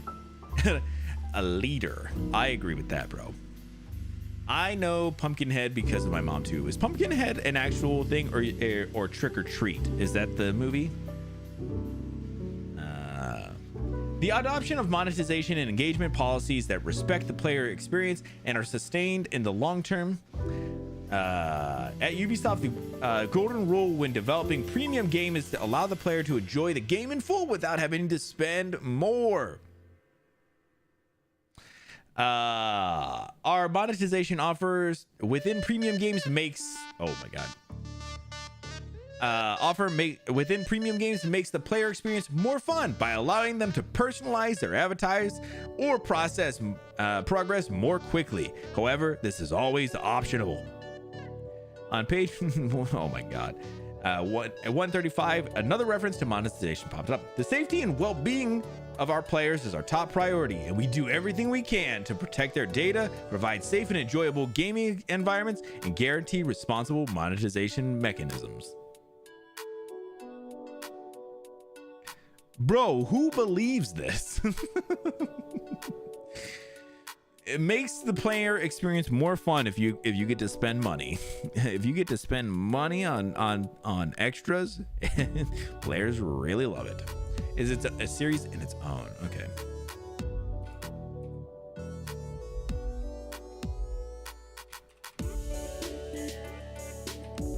Oh, Pumpkinhead's old, bro. Pumpkinhead. Oh yeah, I know this guy. Yep. Sorry. Pumpkinhead is old though. He pretty cool though. Real high on their own supply, bro. And slightly further down, through its code of conduct, the group is committed to adopting a fair and transparent approach to monetization in gaming, offering fun, engaging, and immersive gaming experiences while ensuring the safety and well-being of players. Ubisoft is, I don't know who is like, I feel like, you know what, actually, to be honest, you know what this reeks of? Fake it till you make it energy. Fucking fake it like until you make it fucking energy, and Ubisoft has not made it. We're leaders in the industry. Bro, you're not. Oh my god. Original or remake, I like the Tim Curry one most. You know what, I have not seen the original in a really long time. I did really like the remake, but I do have the original upstairs on DVD. I do need to go through it again sometime, so that way I can really go back through it again. But this does not stop. Ubisoft also had another thing that they wanted to kind of make sure they talk some shit about. This one's by Vicky Blake. Star Wars Outlaws flopped because the brand itself was in choppy waters, the Ubisoft CEO says. So Ubisoft CEO Yves Guillemot has chalked up Star Wars Outlaws' lackluster performance to choppy waters of the sci-fi sagas fandom. Addressing shareholders at a recent QA, Guillemot didn't reflect on the game's own performance issues, bugs, or complaints about repetitive gameplay, instead saying Outlaws was released at a time when the brand that it belonged to was in a bit of choppy waters. So Star Wars Outlaws didn't do well because, you know, people just don't really like Star Wars right now.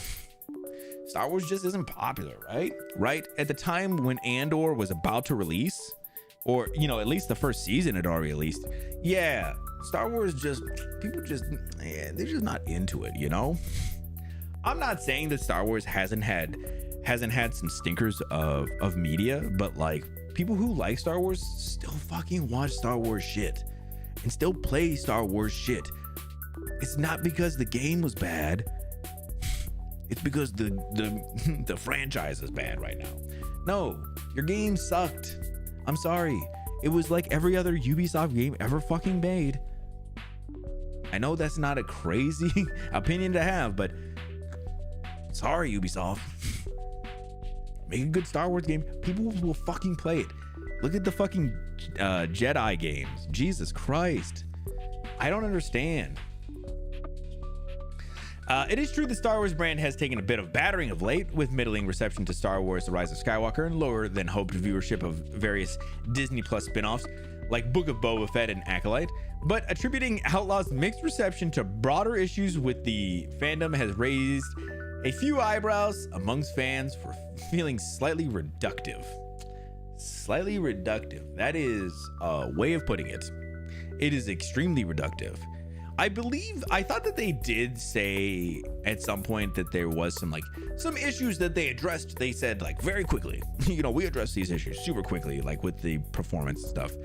And I'm not saying that they didn't, but the game was just not good even after that. So, yeah, I didn't know they had more, but yeah, it was not a good game. And their thing was like, yeah, we just made this banger of a game, and you know, unfortunately, Star Wars is just, it's not, people just don't like it's really an up and coming property, you know. It's kind of an up and coming property, this Star Wars thing. People are just learning about it, and we were really we're going out on a limb taking this IP up, and you know, like Ubisoft is just, I don't know, they're such a weird fucking company. You're gonna say people don't like Star Wars? I'm saying that's what Ubisoft is saying. It's like exactly what the guy over here said. Something new, not the rehashable crud. Yeah, they literally were like, what if we take one of our existing games, put a little bit of Star Wars on it. Couldn't hurt, right? Yeah, they literally like, okay, so just for reference, Ubisoft, it does stuff like Assassin's Creed, and they essentially just made Assassin's Creed, but put the Star Wars name on it, and people were just like, yeah, it's not good. It's just a blank open world that wasn't very good. Yeah, not good. People don't like Star Wars. I don't know if people like Star Wars, actually. I like Star Wars. I don't know about all people. But I was pretending to be Ubisoft and saying a lot of shit on their behalf, though. So Ubisoft is weird. They're just out of touch. They're, I think, like Title said, high on their own supply, and a little bit of the fake it till you make it kind of mentality right now. And then they use this kind of shit to like be like, nah, guys, it's not us. No, it's you. Lurk. Hey, no problem, Blenny. Thank you. All right, let's get into our last one by Tom Phillips. I almost said Todd Phillips. Different guy.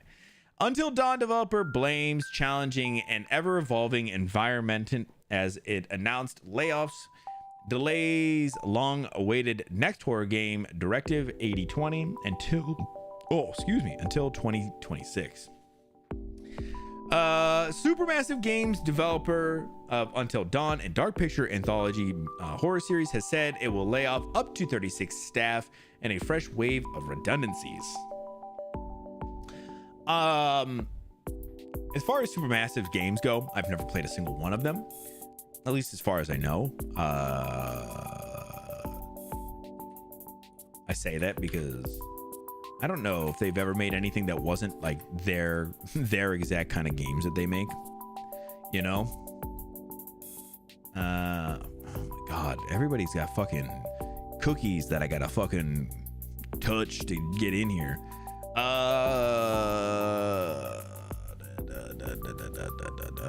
It says Little Nightmares 2. Did they make the second Little Nightmares? So I might have played that game.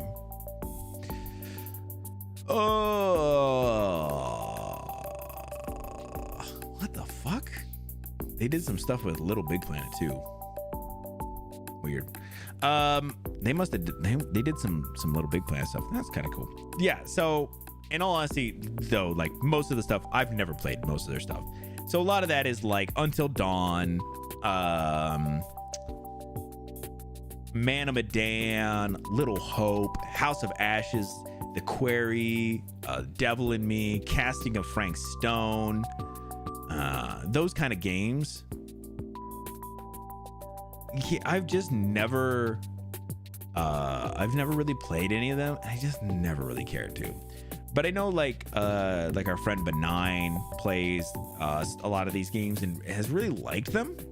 So I mean that's cool, but yeah, just not a game company that I really care about too much of their games. Now that doesn't say that I don't care about the 36 people who are going to probably get let go. That's not it at all. Just because I don't like your games or enjoy your games does not mean that I still can't understand people losing their job is a bad thing. Not Super Giant Games. Yeah. Well, they said Until Dawn developers, which actually helps way more than anything else. Tell me the games they've made, and I definitely know which one is which. In a statement published to the studio's social media this afternoon, Supermassive also confirmed a delay to its long-awaited sci-fi horror project Directive 8020, which will now arrive in the first half of 2026. Announcing the studio's job losses, Supermassive said it has been forced to adapt its team structure to better align with a challenging and ever-evolving environment in which to make games. The cuts follow an earlier round of redundancies in March 2024, when the developer said it would shed around 90 workers in a similarly worded statement. Yeah, I feel like I was gonna say it's not even like their games are like all the same. Like they are very much the same in the sense that they are the gameplay and gameplay loops are always the same, but the stories are kind of different. So I do know like they all kind of have like it's like a story of like a group of people. You play a couple of them at different points in the story. You make some decisions. Some people die, some people live, and that's kind of the loop, right? And you're playing through a story.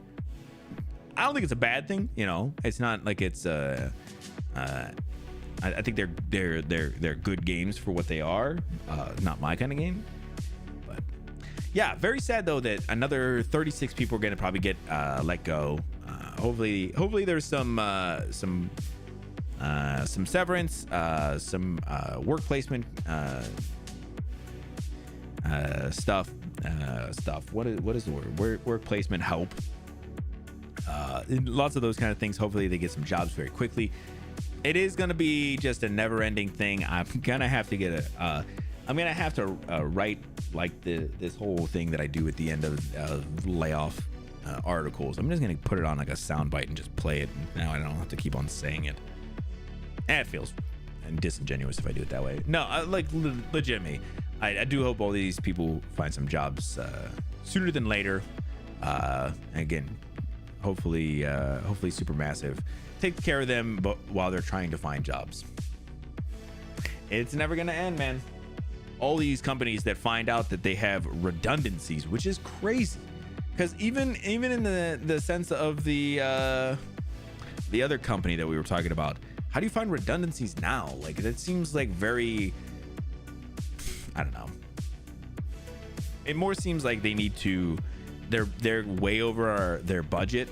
Like, you know, when you're making a game, it's not like you're making money, right? Not really.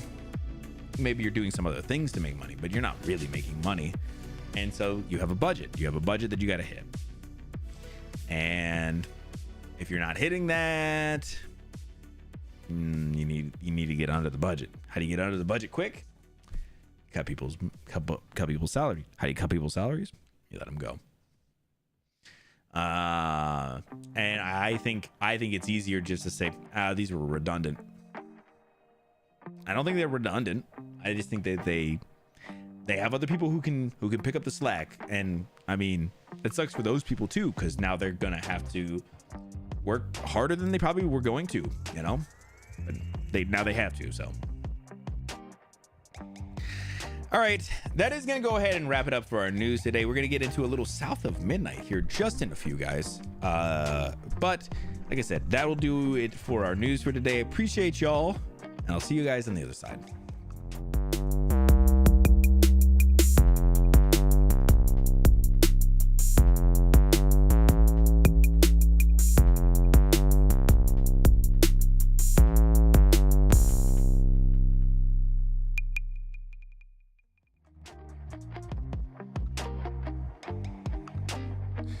Oh, I do need to pee so bad, guys. Holy moly. I am ready for a break and ready to get ready to get into I'm ready to get into some South of Midnight though. Do.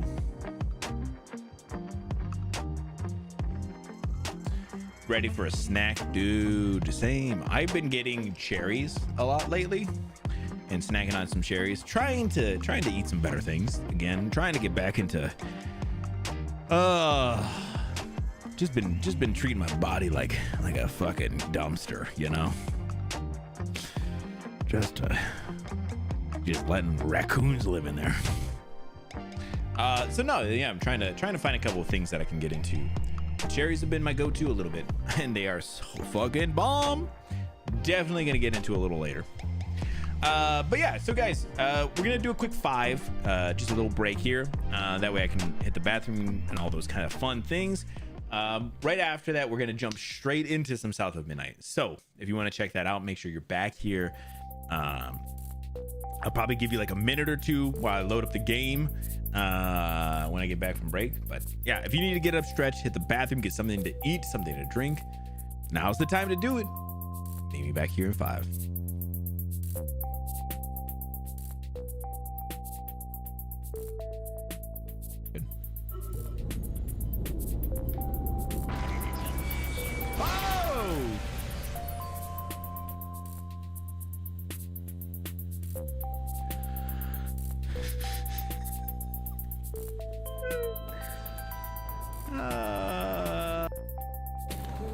Yeah, let me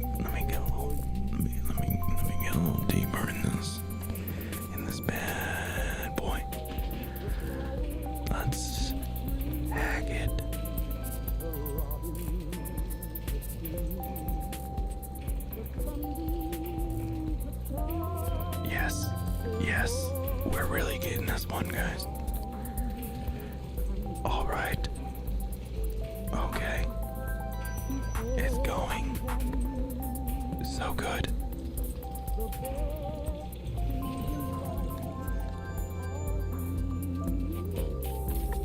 Yes, yes, yes, yes, yes, yes.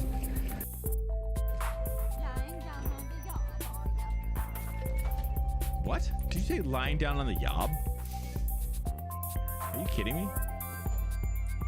Why are you saying it like that? Oh, that's you right there. Man, not you lying down on the yob. Just say the word.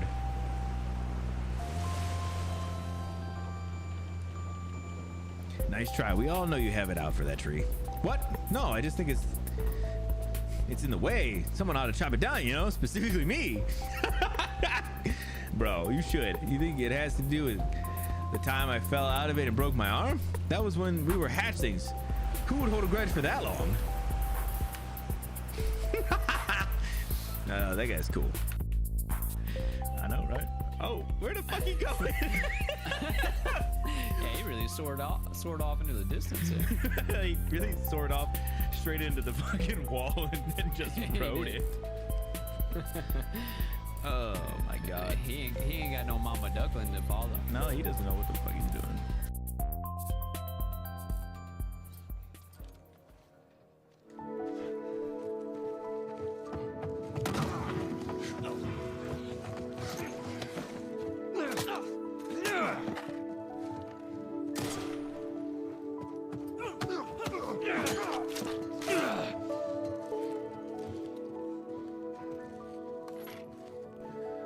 Whew, man.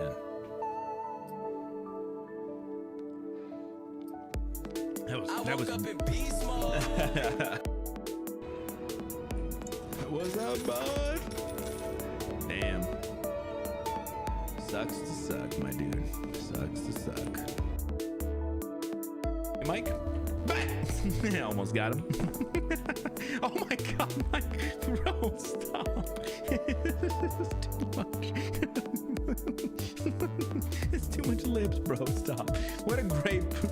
He's over here like, what a great place. I was gonna say, yeah, look at these dudes. They're a little creepy.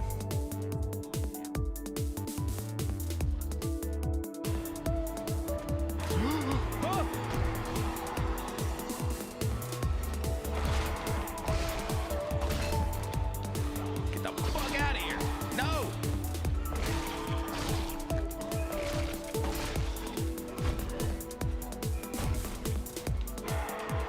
Ah, fuck. Hey.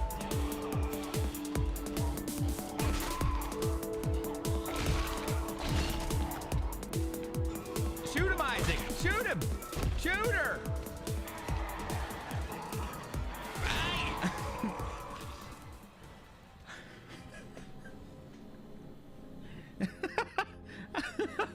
I panicked a little in there.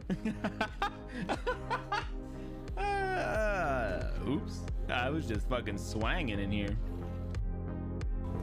Get out of here. Yeah, how you like this? Yeah, fuck your allergies, you bitch.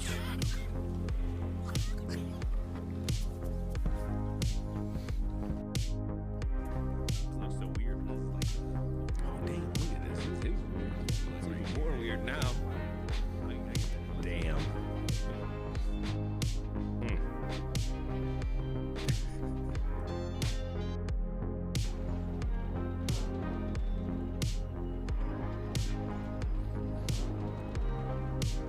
Come on. Oh my god.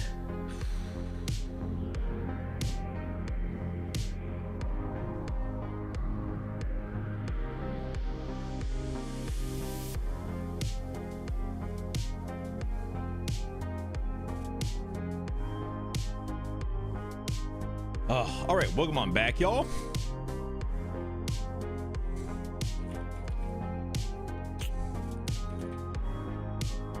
Oh, mature rated game. All right, interesting. All right, let's go ahead. I'm gonna get this game started up. I wonder if this is compatible with my controller.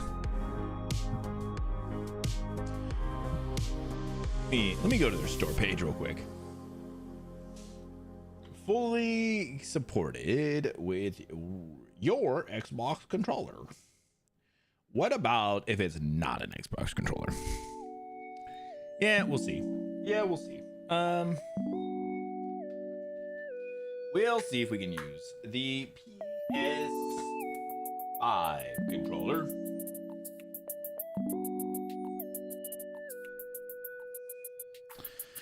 We'll see. A DualSense is a supported game.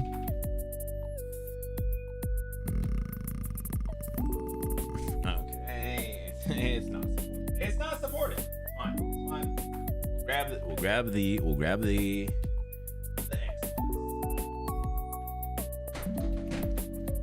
Fucking fine. Grab the Xbox controller.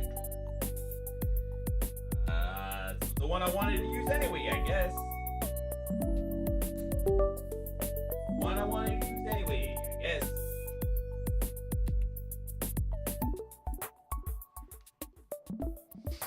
It's the one I wanted to use anyway, I guess.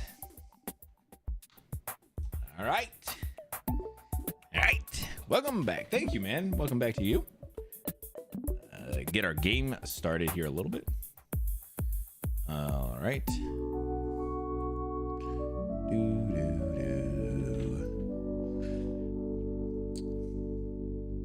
Oh shit. Oh no.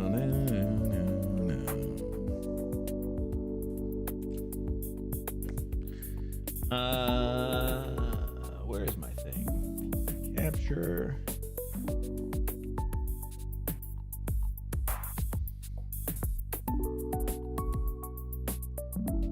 Hold on. I wanted to show this to you guys actually. This is that thing I wanted to show you, the actual stop motion thing. I didn't realize it was just gonna play.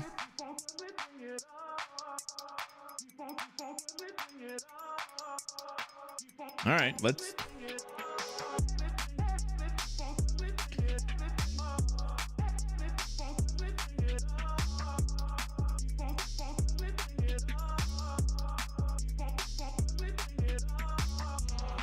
Let me see if it does it.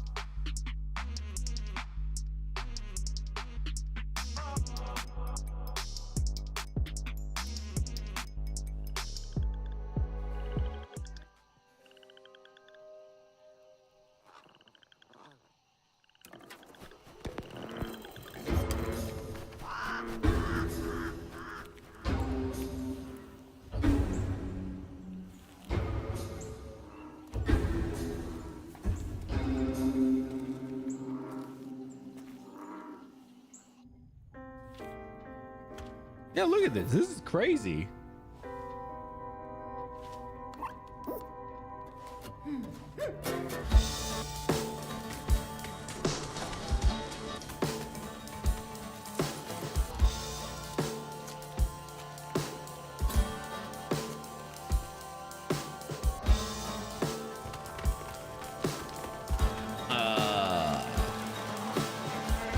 I don't know if this is like something we should be watching right now, or if it's just like cool that they made it, you know? It's so hard to tell.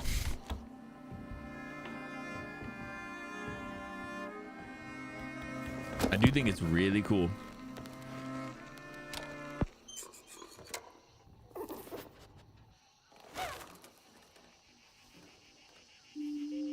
I know the game doesn't quite look like this. This is, you know, like very much like they actually had this made of stop motion, so it's fine to watch. Cool. I'm glad to hear that, man. I am very excited about this game. I was also going to I was gonna give a little warning as well.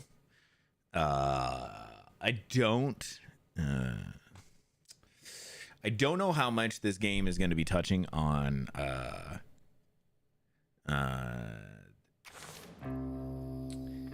a lot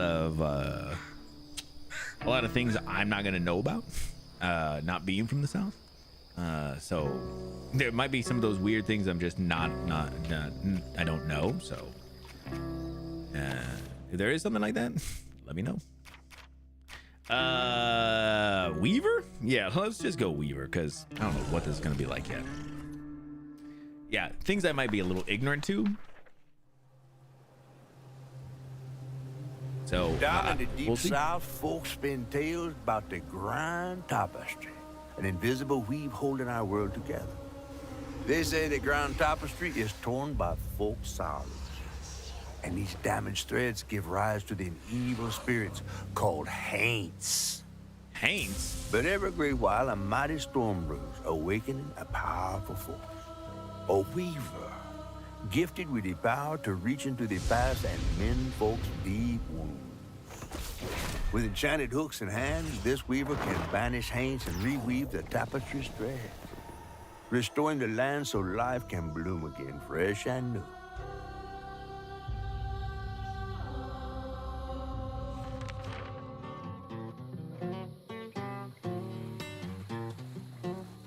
The last weaver vanished long ago, but I'm getting ahead of myself.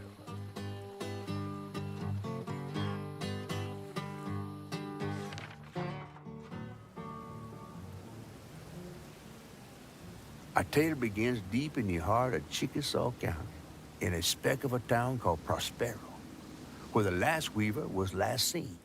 Okay.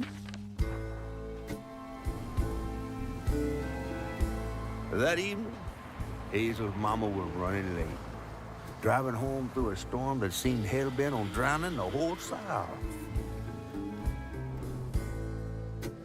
Meanwhile, our Hazel is packing an emergency box, fixing to evacuate quickly. A hurricane brewing on the horizon, and a mighty big one at that. Mighty big one.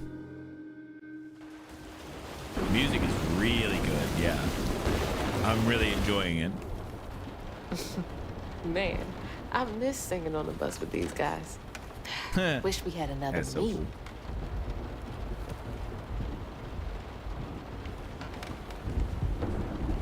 Her character is super Another cool medal, too. We was fast as hell. Mine should be back by now. Probably got sucked into work again. Typical. I shouldn't be doing all this packing by myself. But here I am. I was trying to see. I yeah. Yeah. Y to interact. Cool. Current objective, collections, and lore. Okay. I'll definitely forget that. All right. What's coming with me? Okay, so she's a runner. Okay. No. We're gonna be running like crazy. Also, what the hell? Look at that art festival poster. That thing is sick. The Boo Hag? Oh my god, that's so cool. Music and art festival, dude, that's amazing. Oh my gosh. Holy hell, this game runs really well too. Holy fuck. To be honest, I'm kind of surprised. Games just this games I be playing now Blood warnings. Like clockwork. fucking suck.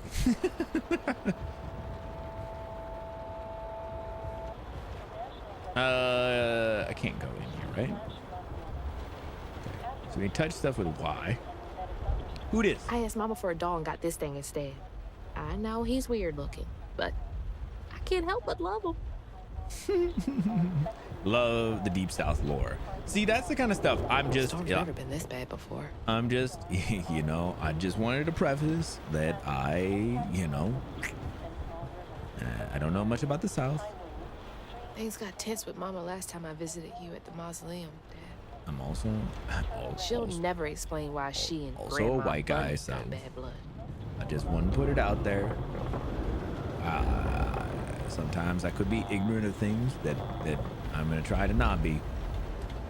But I'm okay with people pointing out some stupid shit for me. After getting off that wacky world, I almost passed out from laughing so hard.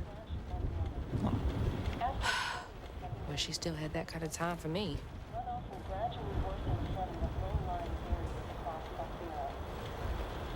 Pack your box when ready. Yeah, sure, for sure, I got it.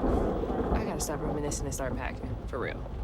Yeah, let's do it. Oh, mama. It's really picking up out there. You ready to go? I was over here all alone. I'm sorry, I know. I swung by the shelter because there was a leak in the roof, and then I had to drive folks back and forth to Jolene's to ride out the storm. Besides, you are young and spry, my little track star. Oh, shoot, we got 5 minutes. Let's go. Did you pack everything? Mama, I'm grown. This ain't my first hurricane. I know what to do.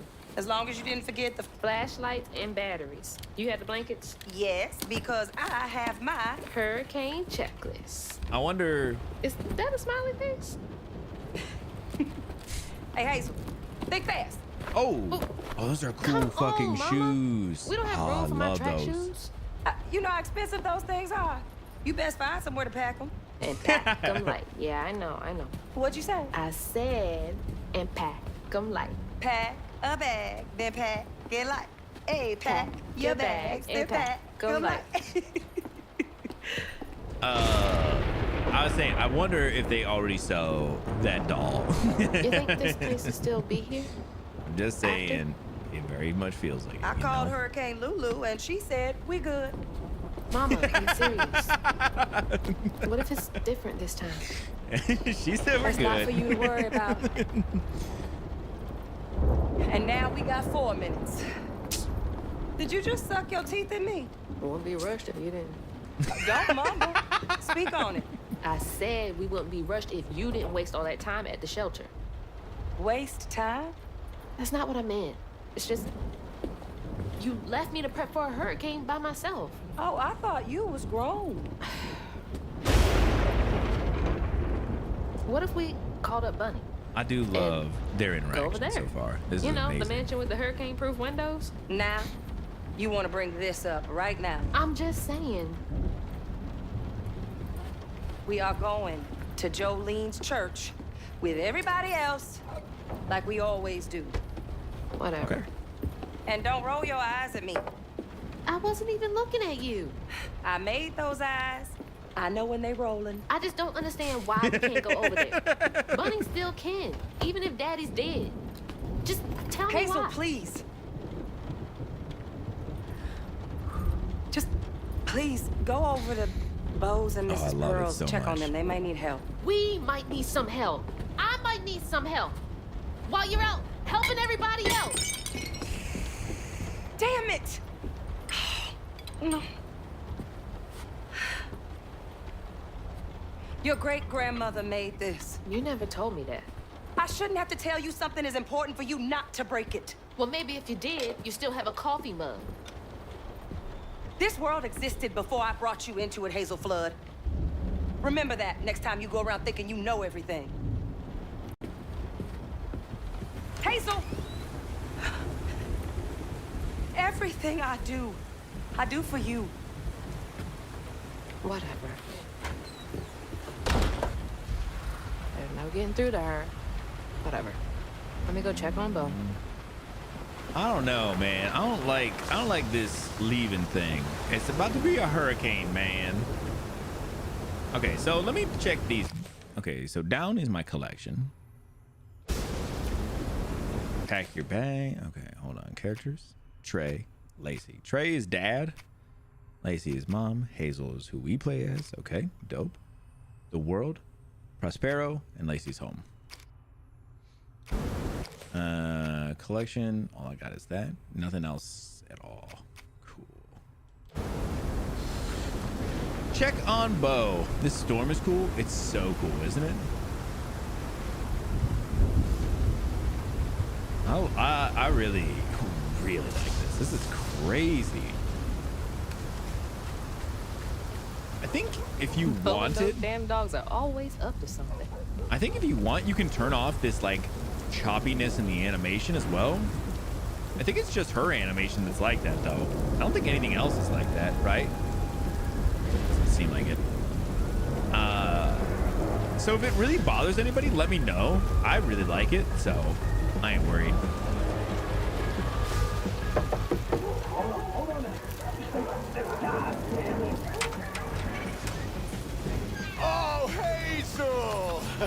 Oh, come on in and grab some punch. It's Bo. fucked up out here. Well, I came here to check on you, but it looks like you riding this storm out in style. Oh, yeah. Me and the pups are having a hurricane party. Yep. Come on, Bo. Ain't no storm got me yet. And if things go south, I got my boat. You sure you don't want some punch? I've got to go check on Mrs. Pearl.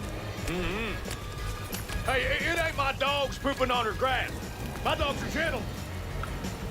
Yes, you are. Better make sure Miss Pearl's taking this serious.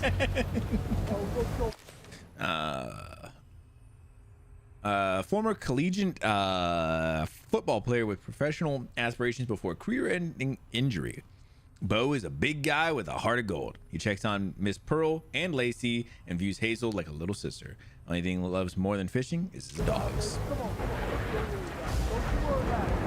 It's all good. We all getting in the house.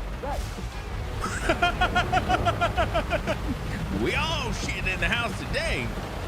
Wow. Wow, Bo. Buddy, please don't. I mean, apparently Miss Pearl it's not his dogs that are pooping in the yard. Also, Hazel has lived in Prospero all her life with her mother Lacey. She's just graduated high school and is headed off to college in the fall.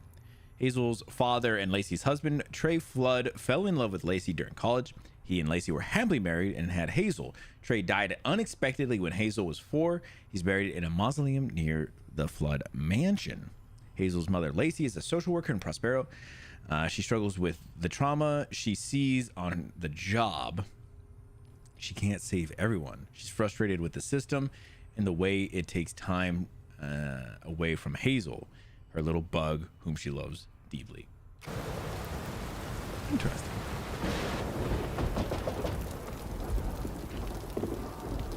Concerted efforts. What you doing on my porch in all of this weather, baby? I'm just checking on you, see if you need anything. You holding up okay? I'm doing just fine. Been doing this longer than you've been alive. Why don't you come in for a second? I The should voice probably hit acting Come is in, fucking have some on gizzards. I'm point, cooking them guys. all before the power goes out. And the interactions are You know I can't say amazing. no to your cooking. There's a bee in your bonnet. I can tell. Just I love frustrated being with Mama. in your She stayed bonnet. late at the shelter and left me all alone. Lacey does enjoy her work. She could stand a moment's rest. Right? She's all over the place all the time.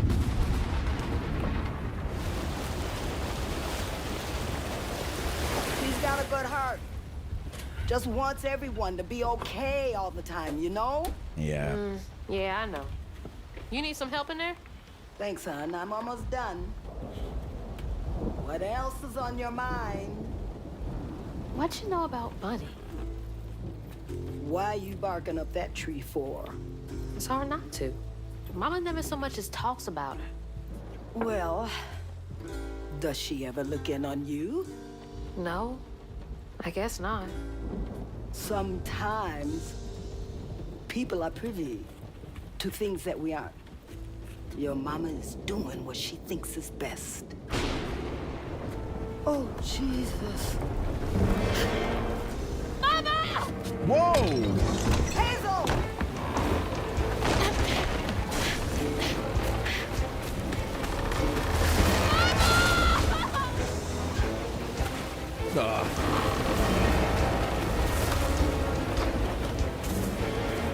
The house is floating. Holy hell. Go! How do we run? I don't know how to run. There we go. Found it. Holy shit! Mom! Hang on! I can't lose you too! Oh my god!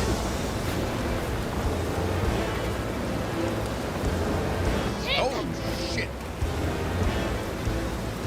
Come on, mama. Hold on! We gonna be all right. Mama! Oh, mom's in the house.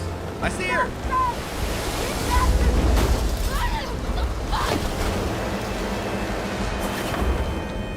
Holy shit. What just happened? How did I get back to the shore? Hazards such as toxic water and bramble can cause damage. Damage taken is indicated on the life bar. Okay. Interesting. Okay. All right. All right. Come on. Let's go. Let's go.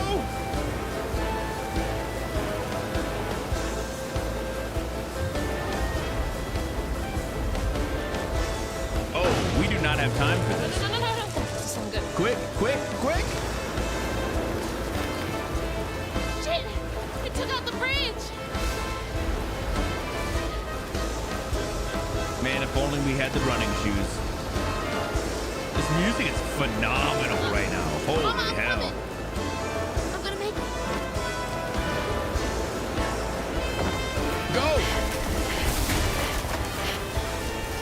God damn it, I can't! I'm not fast enough. I'm always fast enough. What is it? Bunny. She's gotta help me.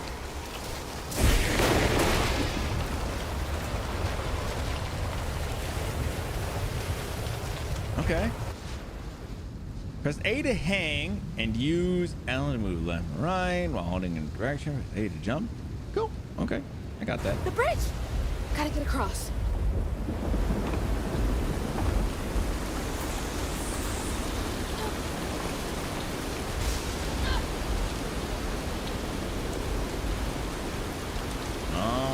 All right. Bunny's I house see. is uphill. She's always fine during storms. Oh, I thought we could just. Oh! Oh. Okay, B to drop, I see. What's happening? I thought B was gonna be like drop. My bad. Okay. My bad.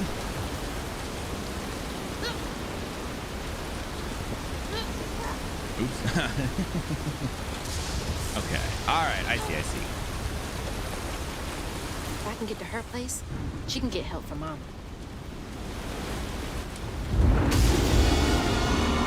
What the fuck is that? What the fuck? I don't know. I don't want to know. It's a big no thank you. That looked like a spider or something. I don't like spiders. I don't like spiders. Okay, can't give up now.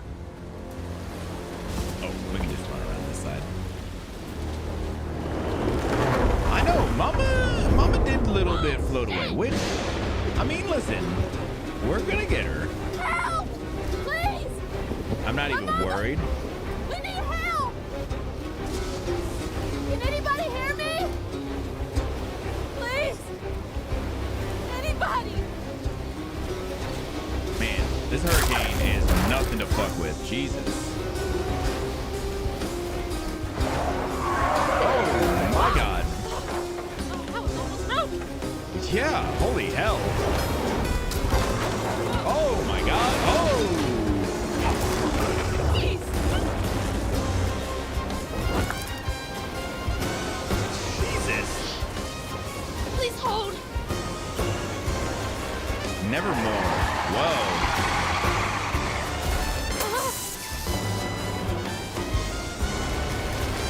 We're going through the cemetery. Oh my God. The fuck? Hey, Dad. Headed to your Aw. old place. Got no other options. I'm so scared for Mama. Dad, if you're up there, keep her safe. Wow. That's interesting.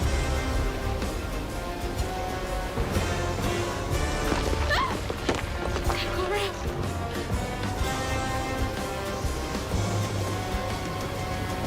All right. Yeah, this is crazy. Oh, moly. Oh. We need help. What is that? That can't be real. Oh. Something was hurting me? Hope they'll help me.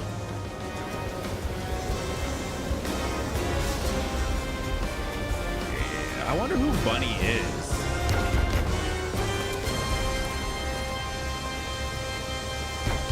I know y'all in there. Excuse me. You can't just show up unannounced. I have to talk to Bunny. Well, she is rested. You're gonna have to come back tomorrow. It can't wait.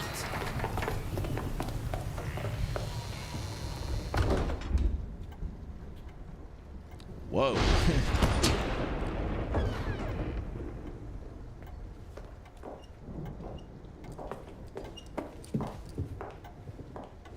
What is all this racket? Hey, Grandma? Is that Hazel? Oh, interesting. You've gotten taller. So her dad's What brought mom. you sopping wet to my doorstep this evening? I told her you were rested, but she just... Nonsense, Lily. That's my only grandchild down there. What can we do for you? The trailer got swept downstream with Mama in it, and I Swept down in the river in that tin can of a home? I tried to catch her, but I couldn't keep up. Home. What the fuck? There's no one in town. I saw the lights on here, and I came for help. And we will.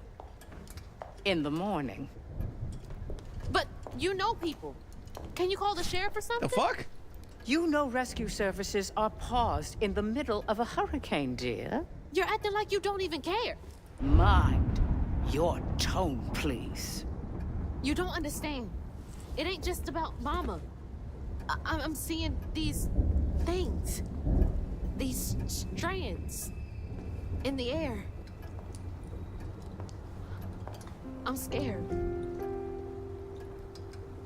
Strands? Yeah. Yeah. There is something big out there. Lily. Yes, ma'am? Clearly my granddaughter is not in her right mind right now. Afraid for her mother and all.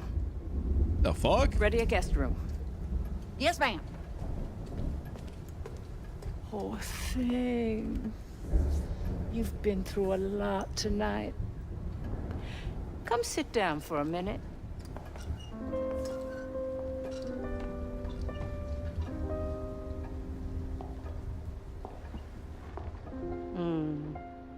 I'll take care of this. Oh, damn. What happened? She like super passed out.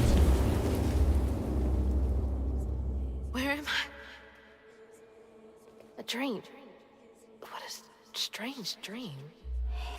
All right, hold on. Wait. Bunny. Bunny Flood is Hazel's grandmother. She made her fortune in Prospero through multiple business ventures. She did not approve of Trey and Lacey's relationship, and after Trey's death, they had further estranged relationship. That's not good. That's not good. Toxic water. Okay, nice. These strands. I see. Hold on. What? Miss Pearl? Oh, Miss Pearl is a retired school nurse that lives down the road from Lacey and Hazel. She's always ready with a listening ear and an open heart and a plate of food. She thinks of Lacey and Hazel as family, especially after the death of her husband. Number 4. To activate the guiding strands. Hey, I do love that. Are they saying my name? They're saying my name. Hey, I do love some guiding strands.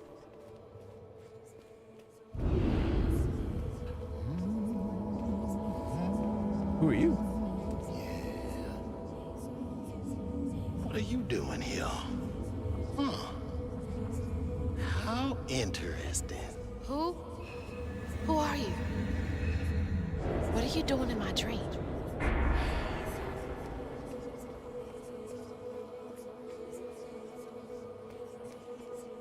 Yeah, this is real weird. The audio here is really insane. It's just keeps saying Hazel. Hazel.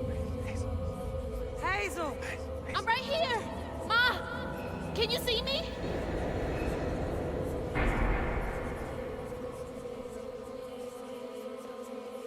Interesting. A couple of different things all happening here. Oh God, my baby! My baby bug! No! You're not gonna make it! Ah! Ma! I'm right here! I'm okay!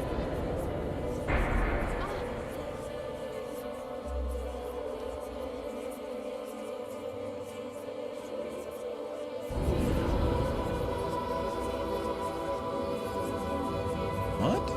Ma! Ma, wake up! She's like suspended in some kind of. Whoa.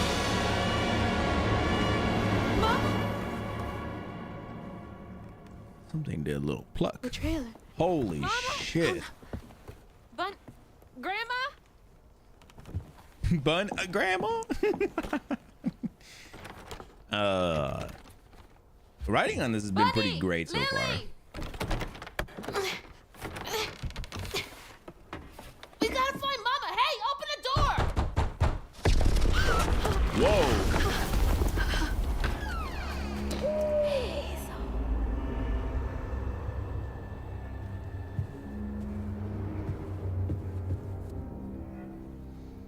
Interesting. It's my only option, I guess. The strands are still here. Maybe it wasn't a dream. True. Could not have been. Lily dear, let this be the last time I remind you that I like my tea with 2 sugars. Not 1, not 3, 2. How many years have you been in my employ? God, she's always been so passive aggressive. Yeah, Bunny kind of. Bunny's kind of what some would call demanding. The strands. You know, and nothing else. That stuff. That thing last night. What's happening? Mm-hmm.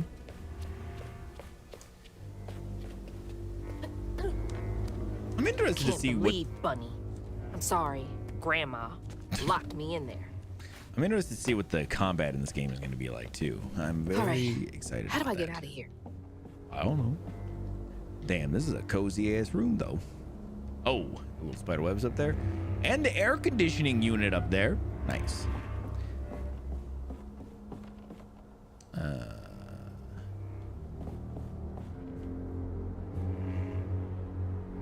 Bunny's lounge chair entry. When I hold the hooks, I can see hints of strands and stigma flickering at the edge of my vision, but I can neither unravel them nor can I make them tangible. It's infuriating. That was in 1989. And then in 2003, I've exhausted all framework and possibility. No methodology has brought me closer to controlling the strands, and the hooks refuse to sing to me. The light of my life has still gone dark. Maybe there's another way. Uh-oh. Unraveling stigma. Sounds like Bunny. What the hell does that mean? Not very good at this Can Bunny shit. see strands too? Yeah, obviously. And she's trying to control him, doesn't know how to. I wish you were here, Dad. Damn. Dad, kind of a hunk. We are not replaceable as people. This is Bunny's desk entry. They say life is a light that once diminished is forever blinked out, but I don't think it has to be that way. There's magic in this world, tall tales with hints of truth. I will find them, then maybe I can forgive them. Give him? I want to forgive him. Who do you want to forgive? I wonder what happened. Feels sad. Strand vision genetics? Kind of, but it sounds like we're way better at it than Bunny is. Does she lock all the doors in here? Yeah. Is there something behind that shelf? Oh, I thought it was out the window. Uh-oh. Huh. Rich people's houses. Right? But also, how much has everybody wanted a fucking bookshelf secret room? Like, that's like a universal thing. Like we all want that, right?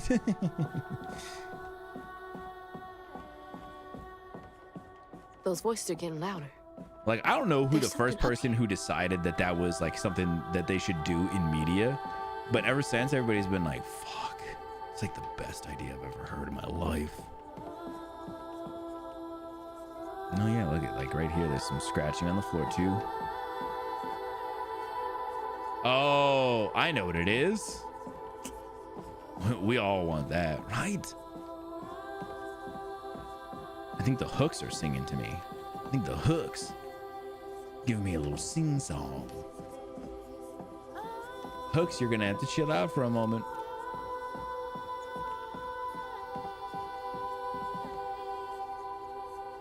Man, some of this, like I said, some of this is really cool looking. This light in this room is really crazy. I will say, like, the lighting on her hair and stuff is really fucking good. Like, that shit's insane. Man, insane. Game is so well made.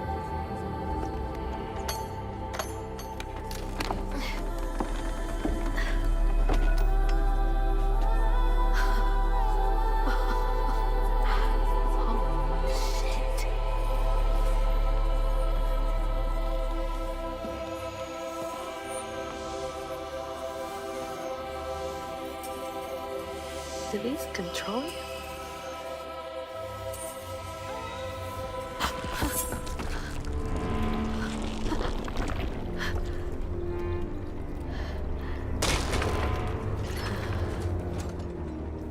Interesting.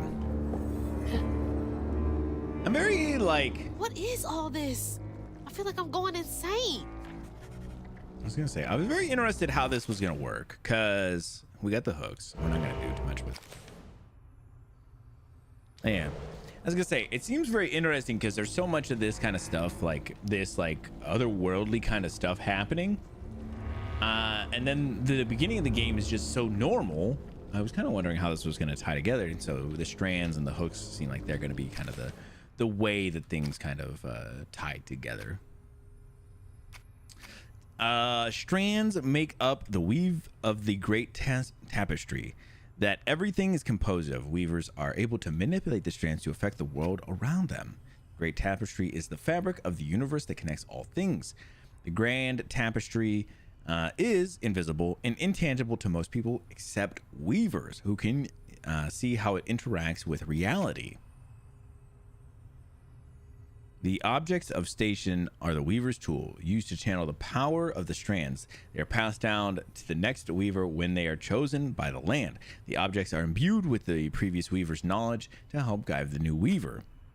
Weavers are said to be chosen by the land to wield strands. They are able to see the effects of tears in the great tapestry, the grand tapestry. I keep saying great, and use the ability to affect the world around them. Interesting. Come with knowledge? Yes. And as we all know, knowledge is power. Whoa, that's not possible. Foot's fine too. Seems possible then. Oh, yeah, look at this. Wonder why. Oh my god. This area looks pretty fucked. But I wonder if that's because a little bit of bunny, I think. Are reacting to that thing in the middle. Okay. Bunny called it stigma. Do they know what to do? Unravel. Okay, let's see.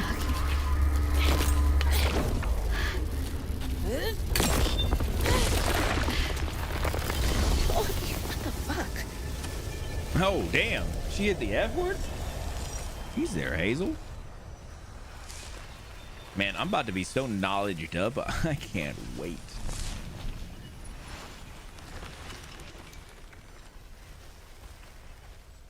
Interesting. It seemed like, yeah, I guess breaking those stigmas kind of rejuvenated this area, at least a little bit. I don't need you. Damn. I never did. Oh, that's true. And I'm gonna find my mama on my own. Let's do it.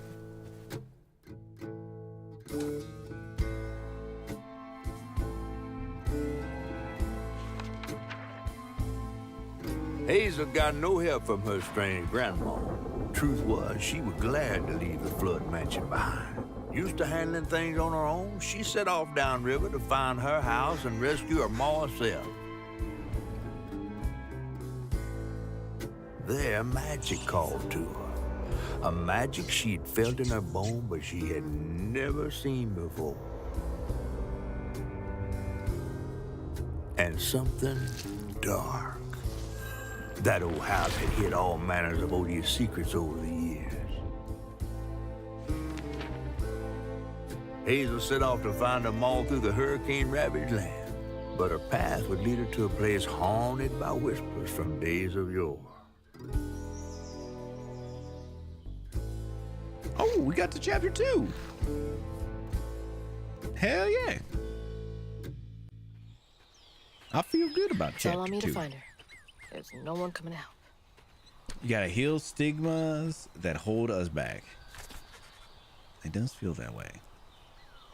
I'm interested to see how that weaves into the story. To see how I use the word weave, because that's the word they use. Need to get downriver. If Mama's trapped, I'll figure it out. True. We will figure it out. Is this the river? Oh, the river's kind of dried up. Oh, that's right, guys. The lights are working. If you guys want to fudge with the lights, you fudge with the lights. That's right. We got the lights working. I think this is the right way. And right now they are weed colored, strand colored. Glad somebody else tested it. Don't be glad, man. You just need to. You gotta have the confidence to defy me. You know, you just gotta.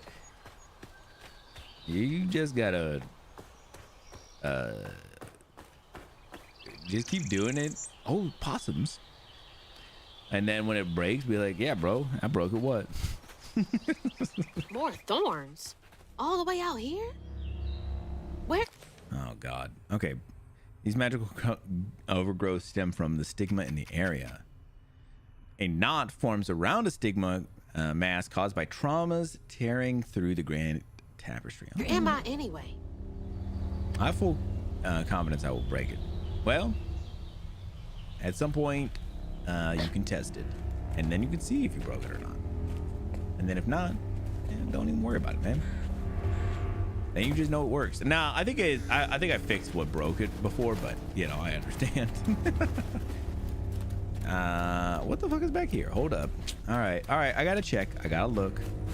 Yep. I love that. Foxes. Ooh. The storm's got all the fuzzy guys out and about. You gotta see some foxes. That's dope. Yeah, I really like the first Dead Space did this. I don't know if the second one does because haven't really played it, but you can drop the little thing down, see which way is the right way to go, so that way you can go the wrong way This was first. my way downriver. And I love going the down. wrong way before the right way. Shit. Oh, this is gonna be a little bit of a slide right here. Always go the opposite way first, of course. Because you never know. Even if it's just, hey, I saw some foxes real quick. You know what? That's an experience I got to have that nobody else did unless they went that way.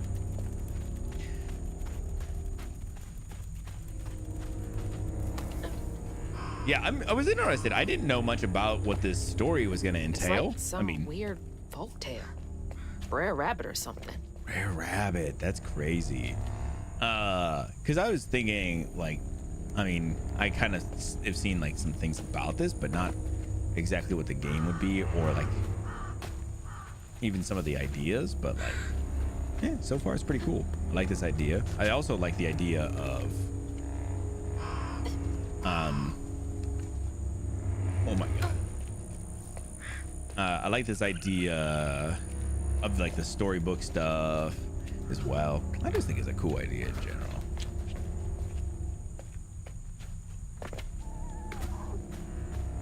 Hey, What's got you all so spooked? Look at this. This is just like a stunning fucking piece of art here. Visually stunning experience. Yeah, it's so good. I don't understand how. If I'm being honest, I don't understand how it's this good. Oh, there's a little wall or something here. Oh, I thought there was a wall. Hell no. There was not.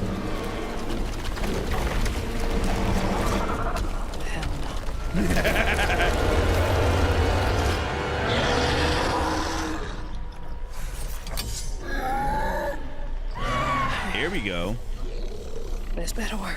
Let's do it. X to attack. Up to 5 melee combos. Okay. Hold X to charge, then release to execute a powerful amplified attack. Charging, use L to aim the attack. Okay. B to dodge. Easy. Y to unravel. That's it. Okay.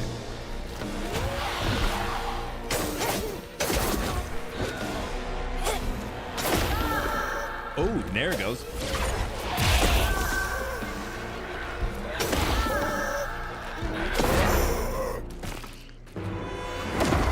Hey, okay.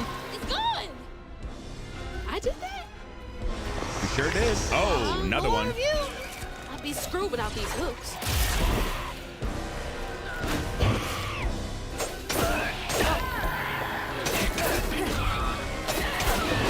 Ooh, okay. Yeah, buddy. Hey, take that, bud. Okay. Obviously, they're, you know, not setting me up with anybody crazy, right? It's glowing yellow. It's unleashing an unstoppable attack. During this, it's immune to damage. Oh, fuck. Health coils can be used once, except on story and easy mode, of course. You can heal near them. Cool. Press R to lock onto an enemy and use the other R to switch. Okay.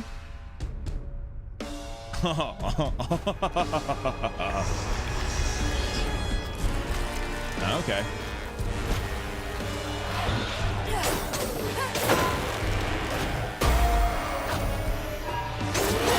Oh, my bad. Missed. Oh, god damn. Okay.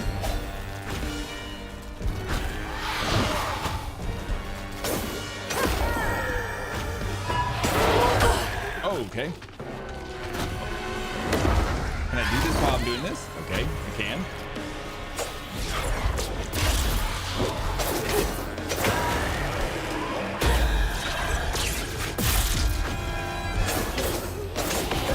Yep. Fighting comic book monsters now. Yeah, okay. What's next? I did not enjoy the big fish. It's a big fish. What is the big fish? Oh, like later on. Oh, I've seen the big fish. I'm so far. Did it make you uncomfortable? Hope I'm nowhere close to that place. How you doing, Cyclo? Might be worth checking out.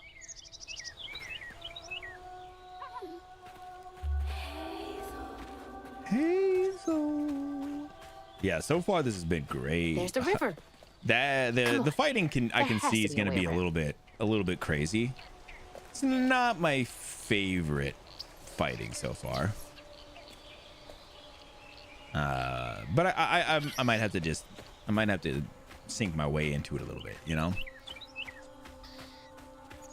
You know, one fight's not enough to know if I like it or not. I mean, that when it was like the one-on-one, it wasn't too bad. With the twos, it was kind of a little bit, and it was feeling a little clunkier. Seems to be coming from down there.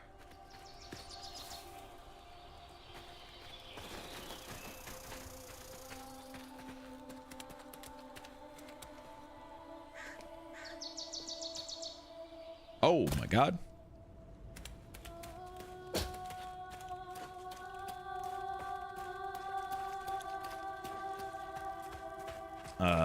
Enemy attacks don't feel well telegraphed. That's okay. I figure we're gonna get some good Sounds like I'm getting closer. some good fights where we're getting just absolutely effed up. I feel like as long as they're not like brutal to the point where it's just not fun. I mean, and they can be a little bit, but I mean, if you get some good dodging and shit, like it can be probably okay. We'll be okay. Frustrating Barry. I could see that.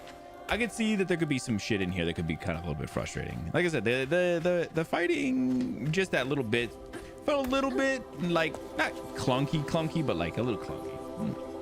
I could see it being kind of maybe a little bit overwhelming later on.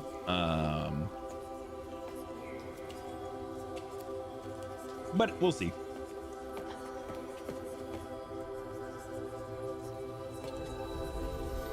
Ooh, what is this? Some kind of what is that? What do they call those? Now why you like touching a weave. Yeah, like a. Keep those hands to yourself. We Oh pack my light God. for a reason. They can't have gone far. Can't think of what they're called. But I swear I'm Shut up. Eyes open. They won't stop looking for us, and we can't stop moving. I know y'all nervous, maybe scared, but this ain't my first time doing this. If you trust and listen, you will be free. You and your little one. Now come on.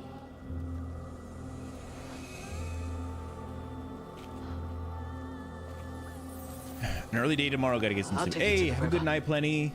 Get We some got sleep. a long journey ahead. What the fuck? Am I seeing things?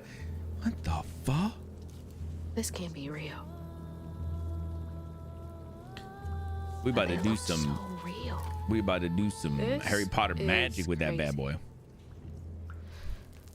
But I can't stop now. Those ghosts are my best chance of getting downriver. A spindle? Yeah, it could be a spindle. To be honest, I'm not really sure if that's what I was thinking of. I thought there was a better name for it. Can't remember what they're actually called though. Could be a spindle.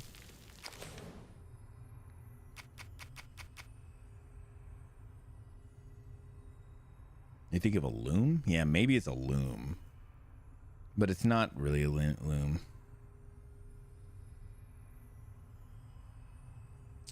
The last weaver of Prospero was Mahalia? Is a legend come true through the echoes. When she was chosen by the land to take on the mantle of weaver, she wielded her powers to guide people to freedom. Haints and Haint Ravager. Okay, so Haints. Okay.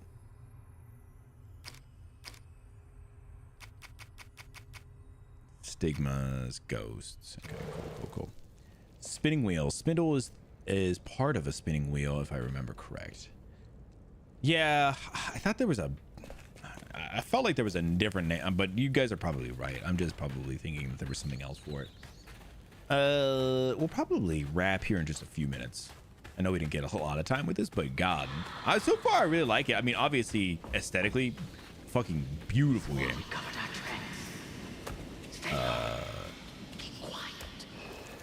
The story so far, pretty awesome. I'm enjoying it a lot.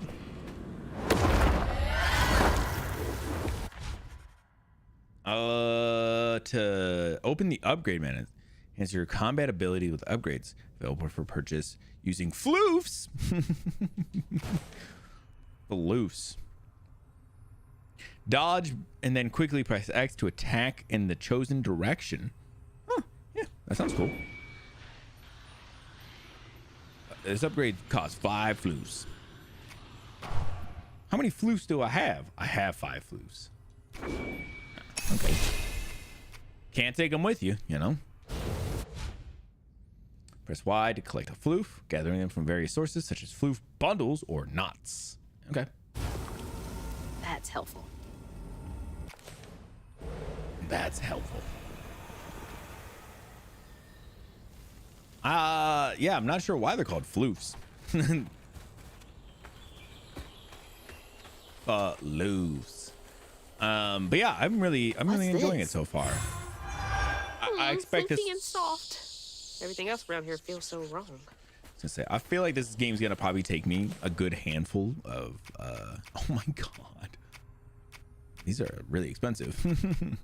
This is gonna take me a handful of streams to get through.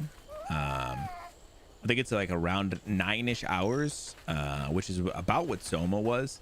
I assume this will probably take me. In Soma, it took me like what did Soma end up taking me, like 9 streams to do or something? I assume this will take me about that same, maybe a little more. But this could also be one that I might do an extra stream of actually.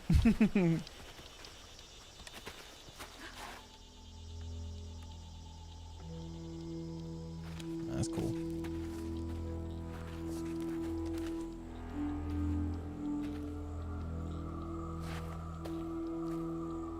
I'm excited to get into more things.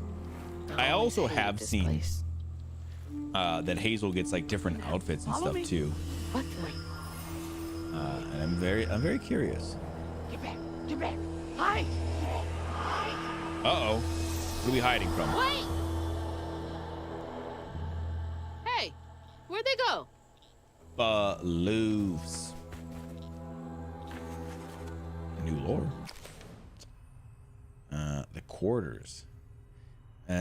Quarters are where the enslaved people of the sugarcane plantation were forced to live. Families were crowded into the small shacks.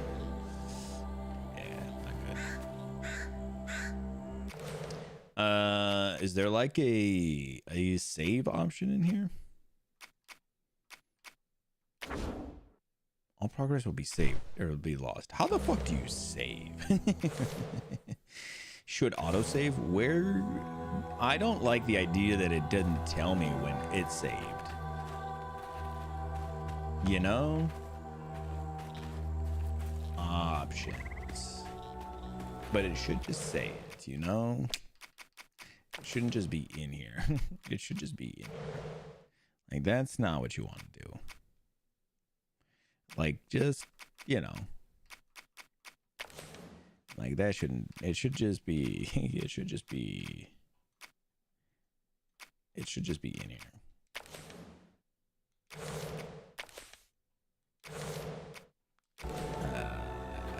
Well, it did something. It's auto-saved that time, so fuck it. All right, yeah, cool. I'll call it for the game today. This has been, like I said, pretty cool. A very interesting kind of game so far. And I'm really enjoying the story. Really, what the? Oh, thank you. I was like, damn. Less than hashtag, less than pound. I'm really enjoying the story, visuals, gameplay. I mean, it's been very minimal so far.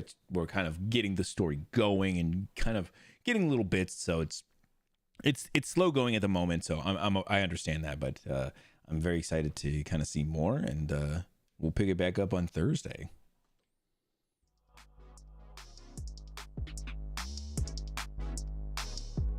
Yeah, I agree. I am very excited to get more into it. I've been getting some pictures and stuff as well as I can. I'm not always really good at dropping my pictures in the photo dump section, but I will try to remember. It's beautiful. It's so good. Yeah, I'm so excited to get into it more. I know that it's just we don't always have the time during the week and stuff sometimes, but we will keep pushing. It's been stellar. I agree. Eller. I'm seeing who is on. I don't see anybody that I'm really feeling.